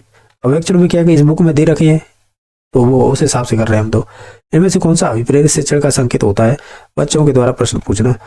TLM का अर्थ निम्न में से क्या होगा। TLM का मतलब होता है टीचिंग, L से हो जाएगा, वो सॉरी T से हो जाएगा टीचिंग, L से हो जाएगा आपकी लर्निंग, और M से हो जाएगा एक तरह से मटेरियल। सही है ना, teaching learning material. Option number इसका 3 सही हो जाना चाहिए। नेक्स्ट देखिएगा, छात्रों के लिए सीखने के प्रमुख संसाधन क्या होंगे, चाहे वो विभिन्न क्रियाओं के द्वारा सामग्री संकलन करना या ग्रंथालय हुए आपके, ये सर्वे एवं प्रोजेक्ट निर्माण, ये सभी इंक्लूड किए जाएंगे। जो पूछा गया, यदि एक परीक्षण का उद्देश्य का मापन करे जिसकी पूर्ति हेतु उसकी रचना की गई है, तो उसमें निहित होता है, तो वो वैधता कहलाती है एक तरह से। ऑप्शन नंबर इसका 2 सही हो जाना चाहिए, क्योंकि आप जिसके लिए परीक्षण बना रहे हैं ना, अगर उसका मापन करता है उसे ही बोलते हैं वैधता। ओवरऑल इसका ऑप्शन नंबर कह सकते हैं 2 सही हो जाएगा। ठीक है, नेक्स्ट देख लेते हैं। बाकी देखो ये एक्चुअल में क्या है, जैसे विश्वसनीयता क्या चीज होती है, वस्तुनिष्ठता क्या होती है, विविधकारता क्या होती है, वैधता क्या होती है। ठीक है, तो इनसे क्वेश्चन बनते हैं। ये उत्तम परीक्षण की विशेषता होती है, कौन सी, विश्वसनीयता, वस्तुनिष्ठता, आपकी विविधकारता और वैधता, ये सभी चीजें। नेक्स्ट देखिएगा, निम्नलिखित में से कौन सा एक अच्छे मूल्यांकन की विशेषता नहीं है, जैसे वैधता होती है, विश्वसनीयता और निरंतरता होती है, लेकिन संकीर्णता नहीं होती है। तो एक नया पॉइंट और मिला, विविधकारता होती है, वस्तुनिष्ठता होती है, विश्वसनीयता होती है, वैधता होती है, एक टॉपिक और मिला है अच्छे मूल्यांकन या उत्तम परीक्षण की निरंतरता भी होती है इनमें। ठीक है, तो लेकिन इसमें से आंसर तो ये हो जाएगा, क्योंकि ये हमें पूछा था अच्छे मूल्यांकन की विशेषता नहीं है, तो वो 4 नंबर ऑप्शन हो जाएगा। देखो यहाँ पे भी दे रखे कि अच्छे मूल्यांकन की विशेषताएं, ये एक्चुअल में क्या है, इन 6 टॉपिकों यानी पॉइंटों को याद रखिएगा, ये क्वेश्चन पक्का कीजिएगा, क्योंकि इनसे क्वेश्चन पूछे जाते हैं, जैसे वैधता, विश्वसनीयता, विविधकारता, निरंतरता, वस्तुनिष्ठता या आपकी व्यापकता, ये 6 पॉइंट है। नेक्स्ट देखिएगा, ये आपके थर्ड ग्रेड मेंस L1 2023 में पूछा था, विद्यार्थियों के अधिगम के कमजोर क्षेत्रों की पहचान करने के लिए किस प्रकार के परीक्षण सहायक होते हैं। ओवरऑल देखा जाए, जैसे आप ये कह रहे हो कि कमजोर छात्रों की पहचान करने के लिए, तो फिर हम निदानात्मक परीक्षण करेंगे उसके लिए। ठीक है, तो ऑप्शन नंबर 3 सही हो जाएगा। और सही बात है, बच्चा कहाँ पर नहीं सीख पा रहा है, उसके रीजन जाने जाते हैं, उसे ही बोलते हैं निदानात्मक या डायग्नोस्टिक टेस्ट। तो इस प्रकार एक बुक नियर हुए शिक्षाविद, उन्होंने कहा है कि जो भी कमजोर हों ये एवं सबल दोनों बच्चों का पता लगाते हैं। तो इस प्रकार का स्टेटमेंट था। नेक्स्ट देखिएगा, L2 2022 में पूछा है, मूल्यांकन का मुख्य उद्देश्य क्या होता है। हम ये कहेंगे जो कि सीखने की जो भी कमी है उनका हम निदान करेंगे और उनका उपचार करेंगे, यही होता है मुख्यतः मूल्यांकन का उद्देश्य। तो गुण के अनुसार ये स्टेटमेंट है। नेक्स्ट देखिएगा, सतत एवं व्यापक मूल्यांकन में व्यापक का मूल्यांकन का तात्पर्य क्या होता है, यानी जो सतत एवं व्यापक मूल्यांकन है ना, इंग्लिश में CC बोलते हैं इसे। तो बताइए इस व्यापक का मतलब क्या होता है। तो इसका मतलब होता है कि शैक्षिक हो या शैक्षिक क्षेत्रों का मूल्यांकन करना। शैक्षिक का मतलब जो स्कूली शिक्षा है, शैक्षिक का मतलब जो खेल कूद या आपके घर की शिक्षा भी इंक्लूड कर ली जाती है शैक्षिक में। ओवरऑल देखा जाए, अगर साइंस के अकॉर्डिंग देखा जाए तो स्कूल की शिक्षा और खेल कूद की शिक्षा, ओवरऑल उसे ही बोलते हैं शैक्षिक और शैक्षिक। तो इनका भी मूल्यांकन है, ये L2 2022 में पूछा जाता है। जो 6 नंबर है, ये कह रहा है सतत एवं व्यापक मूल्यांकन की विशेषता क्या होती है। इधर दे रखी है, जैसे आवधिक पहलू, निरंतरता, सर्वोत्तोमुखी विकास और सभी। तो ये सभी हो जाएंगे, ऑप्शन नंबर 4 सही हो जाएगा। बाकी और भी विशेषता रखी, देख लेना। नेक्स्ट देखिएगा, शिक्षक के तौर पर आपने एक उपयुक्त परीक्षण और जांच सूची का उपयोग करके छात्र की बुद्धि, व्यक्तित्व तथा कक्षा के व्यवहार के बारे में जानकारी एकत्र की है। ये प्रक्रिया क्या कहलाती है? इसे ही हम बोलते हैं आकलन, या इंग्लिश में गए तो असेसमेंट। L1 2018 में पूछा था। नेक्स्ट देखिए, योगात्मक मूल्यांकन का उद्देश्य क्या होता है? ARTET 2012 में, यानी वर्ष के अंत में मूल्यांकन करना उसे ही कहते हैं। जैसे समय विशेष में विभिन्न कार्य पर एक विद्यार्थी ने कितना अच्छा निष्पादित, यहाँ पर गलत दे रखा है, ये वाला आएगा निष्पादित में, निष्पादित किया है उसका पता लगाना। ओवरऑल ये वर्ष के अंत में जो भी मूल्यांकन किया जाता है उसे ही बोलते हैं योगात्मक। नेक्स्ट देखिएगा, निम्नलिखित में से कौन सा कथन बहुग्रेड शिक्षण प्रणाली के साथ सहमति नहीं रखता है? बहुग्रेड, ये ARTET 2012 में पूछा है। क्या इसमें आंसर होगा? देखिए, विद्यार्थियों की आयु योग्यता के आधार पर समान, ये वाला कहना गलत हो जाएगा, बाकी सभी ऑप्शन सही थे। नेक्स्ट देखिएगा, कौन सा मूल्यांकन की त्रिकोण का भाग नहीं है? शैक्षिक उद्देश्य आते हैं और अधिगम अनुभव आते हैं और मूल्यांकन आएगा, लेकिन आपके शिक्षण अनुभव नहीं आएंगे। ठीक है, तो ऑप्शन नंबर इसका 3 सही हो जाएगा। यह आपकी रीट L1 2000 कह सकते हैं 16 में पूछा था। और ये डॉक्टर BS ब्लूम थे, उन्होंने बताया थे 3 उद्देश्य: शैक्षिक उद्देश्य, सीखने का अनुभव और मूल्यांकन के साधन। नेक्स्ट देखिएगा, इनमें से कौन सा एक मूल्यांकन का प्रकार नहीं है? ये आपकी रीट L1 2016 में पूछा है। जो मानक होते हैं ना, ये नहीं होते हैं, बाकी निर्माणात्मक हो जाएगा, योगात्मक या CC बोलते हैं, ये हो जाएंगे, लेकिन नहीं होगा मानक। इनके अलावा जब बालक की परीक्षा द्वारा मापी गई योग्यता को या के सही मूल्यांकन में स्थायित्व होता है तो उस परीक्षा को क्या कहते हैं? उसे विश्वसनीयता कहेंगे। रीट L2 2016 में पूछा गया था। नेक्स्ट देखिएगा, फिल इन द ब्लैंक्स के मापन में या मापन की भूमिका सब सीखी गई कुशलताओं में निष्पादन का एक महत्वपूर्ण अवलोकन देती है। ये आपके योगात्मक मूल्यांकन की बात हो रही है। नेक्स्ट देखिएगा, कि इनमें से कौन सा एक योगात्मक मूल्यांकन से संबंधित है? ये आपके L1 2018 में पूछा है। इसका मतलब होता है सत्र के अंत में शिक्षार्थी के प्रदर्शन का अंतिम आकलन करना, इसे बोलते हैं योगात्मक मूल्यांकन। नेक्स्ट देखिएगा, इनमें से कौन सा आदर्श संदर्भ परीक्षण के बारे में सत्य नहीं है? हम कहें छात्र के प्रदर्शन की स्थापित मानदंडों की तुलना की जाती है या की जाती है, तो वो आपके किसके आदर्श संदर्भ परीक्षण के बारे में सही नहीं है। ऑप्शन नंबर 6 सही हो जाएगा। उपलब्धि परीक्षण दिए जा सकते हैं, तो हम ये कहेंगे 3 प्रकार से। अब इनमें 3 प्रकार तो नहीं दे रखे उपलब्धि परीक्षण के कौन कौन से हैं, लेकिन आपका आंसर माना था 2016 में L2 में पूछा हुआ। नेक्स्ट देखिए, अधिगम हेतु मूल्यांकन निम्न में से को छोड़कर अन्य को ध्यान में रखता है। अधिगम हेतु मूल्यांकन निम्न में से को छोड़कर अन्य को ध्यान रखता है। ये RPSC फर्स्ट ग्रेड 2020 में पूछा है। जैसे कि विद्यार्थियों की दक्षता, विद्यार्थी की आवश्यकताओं को, विद्यार्थी की अधिगम शैली को, और चौथा ऑप्शन कौन सा है? विद्यार्थी की आदतों को। तो ऑप्शन नंबर हो जाएगा विद्यार्थी की आदतों। बाकी सभी इंक्लूड होती है, ये चीजें इंक्लूड नहीं होती। कौन सी? शिक्षार्थियों की आदतें। नेक्स्ट है सतत एवं व्यापक मूल्यांकन सह शैक्षिक क्षेत्रों में शामिल होते हैं। सह शैक्षिक का मतलब होता है को एजुकेशन होती है, एक तरह से आप ऐसे कह सकते हैं जैसे खेलकूद की शिक्षा। तो उसमें क्या क्या चीजें इंक्लूड होती है? जैसे जीवन कौशल हो गए, कार्य शिक्षा हो गई, दृश्य प्रदर्शन कला हो गई, अभिवृत्ति एवं मूल्य हो गई। तो ये सभी चीजें इंक्लूड की जाती हैं। ठीक है, सह शैक्षिक मतलब ओवरऑल ऑप्शन नंबर इसका तो सही हो जाएगा। नेक्स्ट देखिएगा,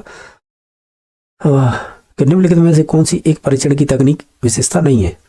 तो इसमें तो मित व्यवता है ना, ये नहीं होगी। नेक्स्ट देखिएगा, छात्र में चिंता एवं तनाव कम करने के लिए कौन सी मूल्यांकन की प्रक्रिया अपनाई जा रही है? वही है सतत एवं व्यापक मूल्यांकन। नेक्स्ट देखिएगा, निम्न में से मूल्यांकन की गुणात्मक तकनीक नहीं है, तो वो हो जाएगी उपलब्धि परीक्षण, बाकी साक्षात्कार, अभिवृत्ति मापनी या रेटिंग स्केल, ये सभी गुणात्मक में आती हैं। जो नहीं आएगी वो होगी उपलब्धि परीक्षण। अच्छा, से मूल्यांकन की गुणात्मक तकनीक में ये तो 3 ऑप्शन दे रहे हैं, साक्षात्कार, अभिवृत्ति और रेटिंग। इनके अलावा और कौन सी आती है? जैसे जांच पड़ताल बोल सकते हैं या पड़ताल सूची है, संचित अभिलेख और प्रश्नावली इसी के अंडर में आती है। नेक्स्ट देखिएगा, विज्ञान शिक्षण में सतत एवं व्यापक मूल्यांकन के संबंध में कौन सा कथन गलत है? ये आपकी सेकंड ग्रेड 2011 में पूछा था। ये एक वर्ष के में एक ही बार होता है, ये कहना गलत है। ये निरंतर होता रहता है सतत एवं व्यापक मूल्यांकन। नेक्स्ट देखिएगा, ये वर्ष पर्यंत चलता रहता है, यानी लगातार ही चलता रहता है ओवरऑल। ये नेक्स्ट देखिएगा, जो 23 नंबर है, ये कह रहा है निबंधात्मक परीक्षा के बारे में सत्य नहीं है। जैसे विद्यार्थियों को पाठ्य पुस्तक के तत्वों का सूक्ष्म रूप से अध्ययन करना पड़ता है। सेकंड है, ये वैध नहीं होती, ये बात सही है। ज्ञानात्मक पक्ष के मापने के लिए अधिक उपयोगी, ये भी बात सही है। और ये कम विश्वसनीय है, ये भी बात सही, क्योंकि ऑब्जेक्टिव क्वेश्चन होते हैं ना, ऑब्जेक्टिव टाइप क्वेश्चन या मल्टीपल चॉइस क्वेश्चन, वो ज्यादा विश्वसनीय होते हैं। तो ये तीनों सही है, तो फिर गलत हो जाएगा एक, क्योंकि जो भी विद्यार्थी है ना, उन्हें पाठ्य पुस्तक के तत्वों को सूक्ष्म रूप से अध्ययन करना पड़ता है, तो वो मल्टीपल चॉइस क्वेश्चनों के लिए करना पड़ता है। ठीक है, 4 ऑप्शनों में से एक सही बताना होता है, तो उस आधार पर तो हम ये कहेंगे कि जो निबंधात्मक परीक्षा होती है उसके बारे में पहला स्टेटमेंट गलत हो जाएगा, बाकी सभी सही थे। नेक्स्ट देखिएगा, ये भी दे रखा है, इसमें विशेषताएं कौन कौन सी सीमाएं यानी कमियां हैं तो यहाँ पर दे रखे हैं। जो 24 नंबर है कि प्रश्न पत्र निर्माण के कुछ चरण दे रखे हैं, तो इन चरणों का सही क्रम क्या होगा? पहले हम क्या करेंगे, उद्देश्यों के अंक बार देंगे, फिर ब्लूप्रिंट तैयार करेंगे, फिर प्रश्न पत्र निर्माण करेंगे, फिर उसके बाद जो भी अंकवार तालिका तैयार करेंगे, फिर लास्ट में जाकर मूल्यांकन करेंगे। ऑप्शन नंबर 1 सही हो जाएगा। ये क्रम होते हैं। नेक्स्ट देखिएगा, किस प्रकार के प्रश्नों में बालकों में समीक्षात्मक सोच को विकसित नहीं कर सकते? तो वो हम नहीं कर सकते। बंद यानी क्लोज प्रश्न होते हैं ना, जो अभिसारी चिंतन वाले, उनमें नहीं कर सकते। बाकी खुले प्रश्न, यानी खुले प्रश्न भी से वही है, डाइवर्जेंट थिंकिंग वाले, खोजपूर्ण वही है डाइवर्जेंट, अभिसारी प्रश्न और बंद प्रश्न। हालांकि ये सिमिलर एक तरह से वर्ण होते हैं, अगर सेंस देखा जाए तो बंद प्रश्न वाले वही होते हैं, अभिसारी जिनका एक आंसर होता है। अब जैसे किस प्रकार के प्रश्न बालकों में समीक्षात्मक सोच को अभिसारी विकसित नहीं कर सकते, तो ये दोनों ही सही हो जाएंगे, 3 और 4। ठीक है, ये सेकंड ग्रेड 2013 में पूछा है। अगर इसका बोर्ड ने आंसर माना है तो फिर हम इसी पे जाएंगे। अदरवाइज आप भी जानते होंगे बंद प्रश्न कौन से होते हैं, इनका आंसर फिक्स होता है। अभिसारी चिंतन क्या होता है, या अभिसारी प्रश्न कौन से होते हैं, इनका उत्तर फिक्स होता है। तो इस हिसाब से मैं कह रहा हूँ, बाकी आप इसी पे जाइएगा जो बोर्ड ने माना है। नेक्स्ट देखिए, निम्न में से कौन सा आदर्श मूल्यांकन का मानदंड नहीं है? तो इनमें से हो जाएगा संभाव्यता, क्योंकि विश्वसनीयता होती है, विषयानुकूलता होती है, वस्तुनिष्ठता होती है। जो नहीं होती वो होती है संभाव्यता। नेक्स्ट देखिएगा, वस्तुनिष्ठ प्रकार के परीक्षण का गुण है, इन विशेषता है। तो ये परीक्षण विश्वसनीय और वैधता रखते हैं, तो ऑप्शन नंबर इसका 1 सही हो जाएगा। नेक्स्ट देखिए, सतत एवं व्यापक मूल्यांकन में व्यापक मूल्यांकन का अर्थ क्या है? ये ऑलरेडी हम कर चुके हैं क्वेश्चन। इसका मतलब वो देखो, सेंस अलग पूछा है, यहाँ पे व्यापक का अर्थ अलग दे रखा है, वहां पे कुछ और दे रखा था। जैसे हमारे जो संज्ञानात्मक भाग होते हैं, भावात्मक, क्रियात्मक, जैसे आपने BS ब्लूम की टैक्सोनॉमी पढ़ी होगी, तो उसमें हम यही तो पढ़ते थे। जैसे ज्ञानात्मक पक्ष, भावात्मक पक्ष और क्रियात्मक, इन तीनों पक्षों की बात की जाती है, वही होता है व्यापक मूल्यांकन। नेक्स्ट देखिएगा, क्वेश्चन नंबर नेक्स्ट देख लेते हैं, जो है 29। वस्तुनिष्ठ प्रश्नों का एक प्रमुख गुण कौन सा होगा? हम ये कहेंगे संपूर्ण विषय वस्तु को शामिल करना संभव है। किसमें? वस्तुनिष्ठ प्रमुख गुण माना जाता है। ये किसमें पूछा है? सेकंड ग्रेड 2016 में। नेक्स्ट देखिएगा, एक प्रश्न के उत्तर में छात्र अपने विचार विषय के पक्ष अथवा विपक्ष में किसी तरह के साथ रखता है, वह निष्कर्ष पर पहुंचता है। आप किस प्रकार का प्रश्न करेंगे? तो वो ये विचार विमर्श वाले करेंगे। ये सेकंड ग्रेड 2018 में। नेक्स्ट देखिए, प्रश्न पत्र के नील पत्र के समय कौन सा विकल्प सही नहीं है?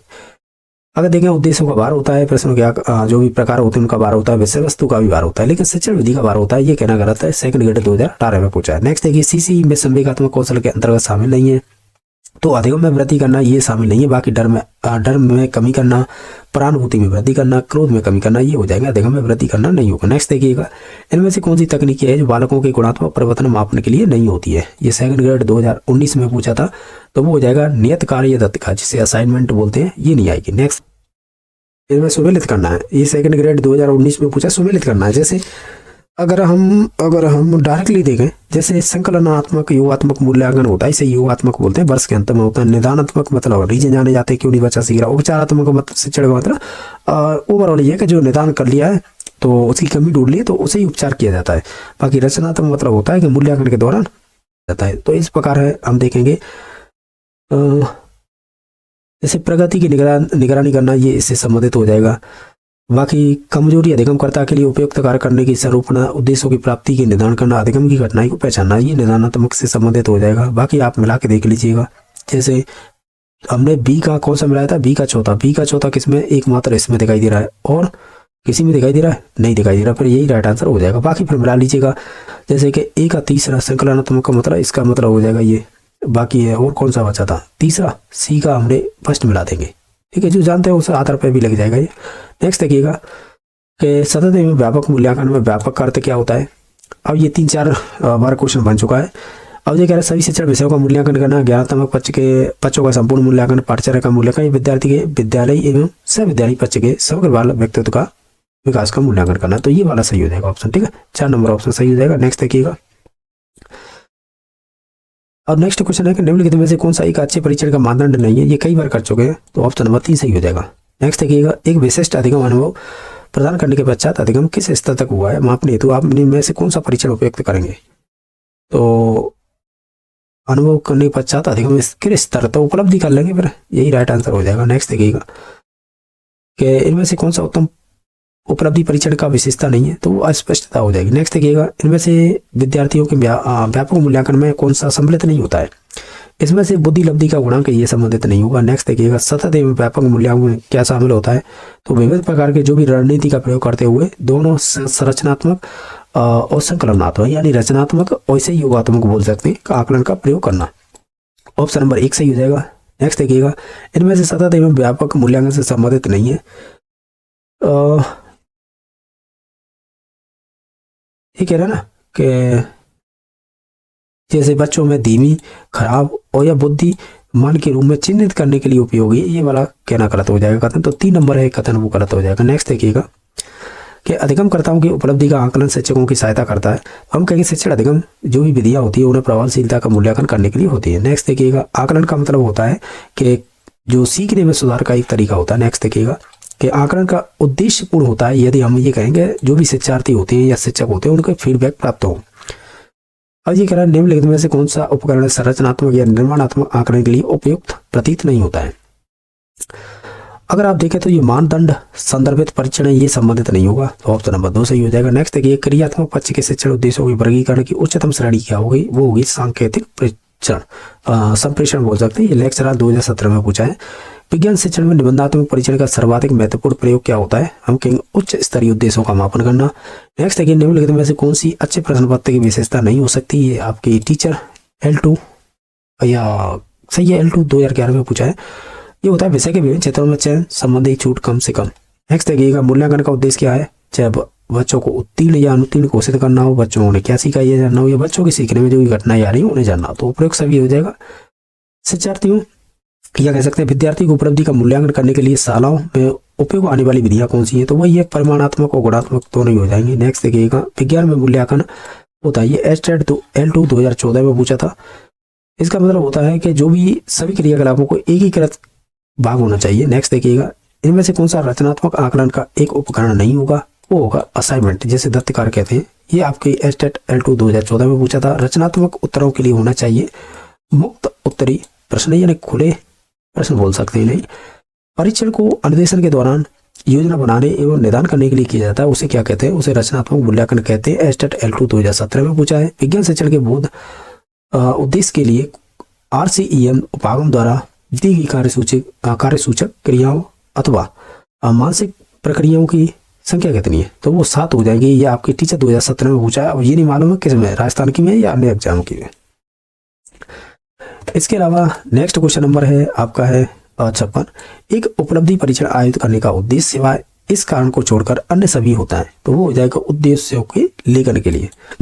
ये आपके फर्स्ट ग्रेड 2019 में पूछा है। नेक्स्ट देखिए कि जय गणित में एक कमजोर छात्र है, तो निम्नलिखित में से कौन सा परीक्षण उपरोक्त कथन का सर्वोत्तम समर्थन करता है, वो हो जाएगा उपलब्धि परीक्षण। नेक्स्ट देखिएगा, अधिगमकर्ताओं के सतत एवं व्यापक मूल्यांकन वैसे निम्न में से कौन सा कथन सही होगा, ये आपके एस्टेट L1 2019 में पूछा था। इसका मतलब होगा जो योगात्मक आकलन होता है वो औपचारिक आकलन कहलाता है। ये भी अच्छा क्वेश्चन है।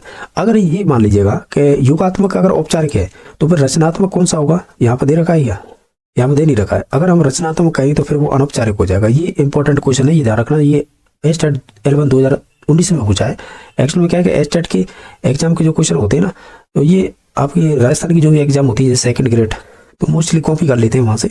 नेक्स्ट देखिएगा, सतत एवं व्यापक मूल्यांकन के विषय में निम्नलिखित में से कौन सा कथन गलत है। हम ओवरऑल देखें तो ऑप्शन नंबर 3 सही हो जाएगा। इनमें निदानात्मक मूल्यांकन सम्मिलित नहीं किया जाता, जबकि होता है सतत व्यापक मूल्यांकन। व्यापक शब्द का अभिप्राय क्या होता है, ये एस्टेट L1 2019 में पूछा है। इसका मतलब संज्ञानात्मक, संज्ञानात्मक, ये सभी इंक्लूड किए जाते हैं, तो ऑप्शन नंबर 3 सही हो जाएगा। सतत एवं व्यापक मूल्यांकन में सबसे महत्वपूर्ण उद्देश्य क्या होता है, हम कहेंगे अधिगम को तीव्र करना।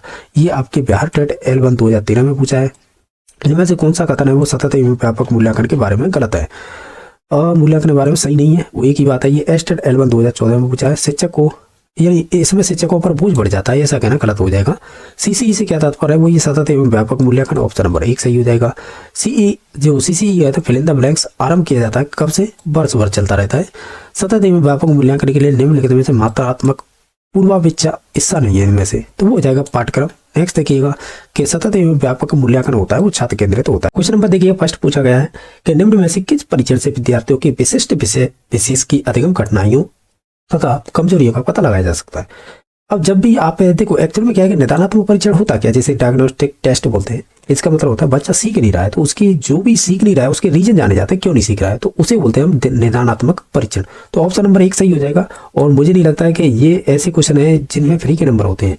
ये L1 2025 में पूछा है। अब ये देख लीजिएगा, जैसे कि शैक्षिक निदान की प्रक्रिया में चरणों को संपन्न किया जाता है, जैसे निदानात्मक परीक्षण है उनमें क्या क्या क्या चीजें संपन्न की जाती है, यानी विशेषता क्या है ओवरऑल। ये 5 स्टेप दे रखे हैं, आप देख लेना पड़ेगा। ये L2 2025 में पूछा है कि निदानात्मक परीक्षण के बाद है मंद बुद्धि विद्यार्थियों हेतु आवश्यक क्या है। अब जब आपने निदानात्मक परीक्षण कर दिया तो उसके बाद तो उपचार ही करेंगे उसका, तो ऑप्शन नंबर 4 सही हो जाएगा। ये L2 2025 में पूछा हुआ है। इसके अलावा और भी क्वेश्चन है, देखिएगा। जैसे कि देखो ऐसे क्वेश्चन आप बनते नहीं है, ये कमेटी फमेटी को लेकर छोड़िएगा इसे, ये क्योंकि ये आपकी रीट नहीं, ये गलत दे रखा है। आरटेट 2012 में पूछा, क्योंकि 2013 से पहले जो भी एग्जाम थी वो आरटेट के नाम से होती थी, तो 2015-16 से स्टार्ट हुई है रीट। तो अब इसे देख लीजिएगा आप अपने हिसाब से, ये जवाहरलाल नेहरू आंसर है, ऐसे क्वेश्चन बनते नहीं है आजकल। नेक्स्ट देखिए, किस प्रकार का मूल्यांकन विद्यार्थी के अधिगम की विशिष्ट कमजोरी को पहचानने के लिए उपयुक्त होता है। अब जब भी देखो कमजोरी बात आ जाए या बच्चा क्यों नहीं सीख रहा उसके रीजन जाने जाते हैं, तो निश्चित तौर से आप वहाँ पर निदानात्मक पे जाएंगे, तो ऑप्शन नंबर 3 सही हो जाएगा।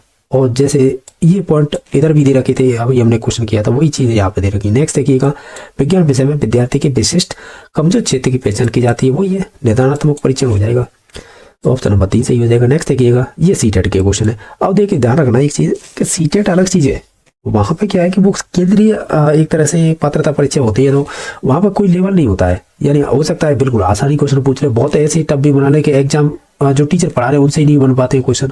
तो कभी कभी शिक्षार्थियों को विज्ञान संबंधी अवधारणाओं से जुड़ी वैकल्पिक अवधारणाएं होती हैं, तो विज्ञान शिक्षक को क्या करना चाहिए। हालांकि देखा जाए ऑप्शनों के आधार पर भी आ सकते हैं, जो भी विभिन्न गतिविधि के माध्यम से अपने विचारों को पुनः विचार करने में शिक्षार्थियों की सहायता करें। ओवरऑल ये कहना है, आपको ऐसे भी क्वेश्चन मिलेंगे जिन्हें देखते ही आंसर पर पहुंच जाएंगे, और कुछ ऐसे क्वेश्चन मिलेंगे जिनमें आप अपना तर्क लगाते रहिएगा और वो तुक्का मारना अलग चीज हो जाती है, अदरवाइज आंसर पे पहुंचा ही नहीं जाता है। ऐसे भी क्वेश्चन देखने को मिलते हैं। नेक्स्ट देखिएगा, निम्नलिखित में से कौन सा वैज्ञानिक प्रवृत्ति करने वाला व्यक्ति के व्यक्तित्व की विशेषता को प्रदर्शित नहीं कर सकता, तो वो पक्षपाती राय ये नहीं कर सकता। ये आपके सीटेट 2013 में पूछा था। नेक्स्ट देखिएगा कि जब उच्चतर कक्षाओं में बच्चे अपने शोध कार्य करते हैं तो शिक्षक को जिस मुख्य समस्या को जूझना पड़ता है वो कौन सी है समस्या इसमें से, तो हम ये कहेंगे बच्चों को नकल करके विश्वकोशों, यानी जो भी आपके इसे क्या बोल सकते हैं, डिक्शनरी बोल सकते हैं शब्दकोश को, और पुस्तकों से शब्द उतारने से रोकना एवं प्रभावी तरीके से उनका मार्गदर्शन करना, ये सबसे बड़ी समस्या रहेगी टीचर के लिए। नेक्स्ट देखिएगा,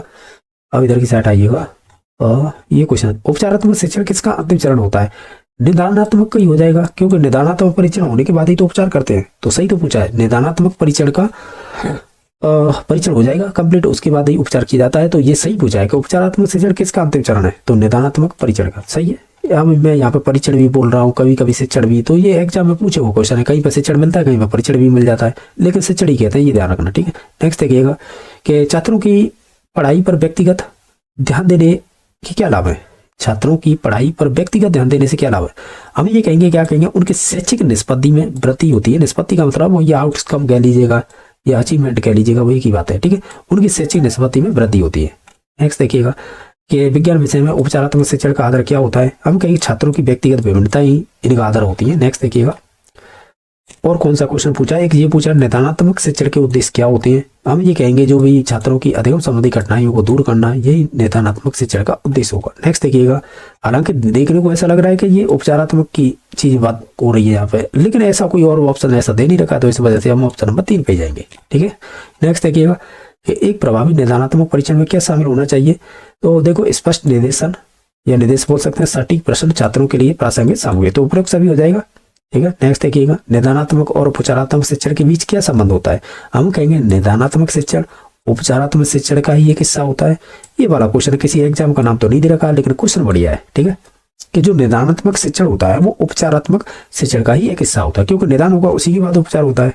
तो ओवरऑल ये भी क्वेश्चन अच्छा था। नेक्स्ट देखिएगा, और नेक्स्ट देखिएगा, विज्ञान अधिगम समृद्ध हो सकता है कब होगा, जब वास्तविक दुनिया से उदाहरणों को कक्षा में लाया जाए, जिससे विद्यार्थी एक दूसरे से अंतःक्रिया करें और शिक्षक उस प्रक्रिया को सुगम बनाए, तो ऑप्शन नंबर 2 सही हो जाएगा। नेक्स्ट देखिएगा, एक सुअनुशासित तथा कथा का लक्षण क्या है, यानी एक सुअनुशासित कथा का लक्षण क्या है। ओवरऑल देखें तो हम ये कहेंगे सभी जगह शांत रहना, चाहे उसके व्यवहार का पर्यवेक्षण हो या ना हो। ऑप्शन नंबर 4 सही। ये कहाँ पे पूछा है, यूपी टेट 2000, यू टेट है, यूपी नहीं है, यू का मतलब हो जाएगा फिर क्या ले, यूपी का तो यूपी लिखा होता, तो यू का मतलब उत्तराखंड हो जाएगा, फिर वहां पर फिर यूके लिखाता है। अब जहाँ का भी हो हमें क्या लेना देना, क्वेश्चन है ऑप्शन नंबर इसका 4 सही हो जाएगा। नेक्स्ट देखिएगा, छात्रों के अवांछित आचरण के सुधार हेतु निम्नलिखित में से कौन सा तरीका है सर्वोत्तम होगा। हम कहेंगे उनकी त्रुटियों का बोध कराना, यही हो जाएगा ऑप्शन नंबर 4। ये भी यूटेट में ही पूछा 2015 में। यदि आपकी किसी या आपका किसी विकलांग व्यक्ति को या व्यक्ति से वास्ता होता है तो उसके लिए आप श्रेष्ठ तर क्या कर सकते हैं, ये भी यूटेट 2015 में पूछा है। तो हम क्या कर सकते हैं, उसे स्वयं सहायक प्रविधियां सिखाना, ठीक है, यही हो जाएगा। नेक्स्ट देखिएगा कि जब आप कक्षा शिक्षण में मग्न हैं तब दो पड़ोसी विद्यार्थी आपस में बातचीत करने लगते हैं, तो ऐसे में आप क्या करेंगे। हम ये कहेंगे, क्या कहेंगे, आप उन्हें उन्हीं या उनकी समस्या के बारे में कक्षा के बाद मिलने के लिए कहेंगे। तो ऑप्शन नंबर 4 सही हो जाएगा। नेक्स्ट देखिएगा, कोई विद्यार्थी अपनी व्यक्तिगत समस्या के बारे में चर्चा करने के लिए आपके पास आता है, तो एक शिक्षक के रूप में आप क्या करेंगे। ये भी यूटेट 2015 में ही पूछा है। तो हम क्या करेंगे, उनकी समस्या समझने की कोशिश करेंगे, उनकी सहायता करेंगे। जो है 21 नंबर, ये कह रहे आप एक नई शिक्षक हैं, विद्यार्थी आपको सुनना नहीं चाहते, तो आपकी प्रतिक्रिया क्या होगी। ये यूटेट 2015, यानी यूटेट 2015 के सभी पे क्वेश्चन डाल दिए लास्ट में। तो इसमें तो आप है कुछ ऐसा प्रारंभ कर देंगे जिस पर ध्यान दे बच्चे, ठीक है, यही राइट आंसर हो जाएगा। ये ज्यादातर वही होता है जो नई टीचर सेलेक्ट होते हैं उन्हीं के साथ समस्या होती है, और कुछ टीचर इंट्रोवर्ट भी होते हैं तो उस हिसाब से भी ये समस्या बन जाती है। ओवरऑल उसने क्वेश्चन सही पूछा है, तो हम ऐसा करेंगे, क्या करेंगे, ऐसा प्रारंभ कर देंगे जिससे कि वह ध्यान दें, ठीक है, कोई भी एक्टिविटी करवाकर। तो ओवरऑल ऑप्शन नंबर 2 सही हो जाएगा। इसके बाद ये क्वेश्चन हो जाते हैं समाप्त। तो ये आपके निर्धारणात्मक उपचारात्मक शिक्षण से क्वेश्चन बने थे, उनसे संबंधित ये क्वेश्चन थे। बाकी अगर किसी क्वेश्चन को लेकर डाउट है तो कमेंट में बता देना। बाकी वीडियो देखने के लिए धन्यवाद।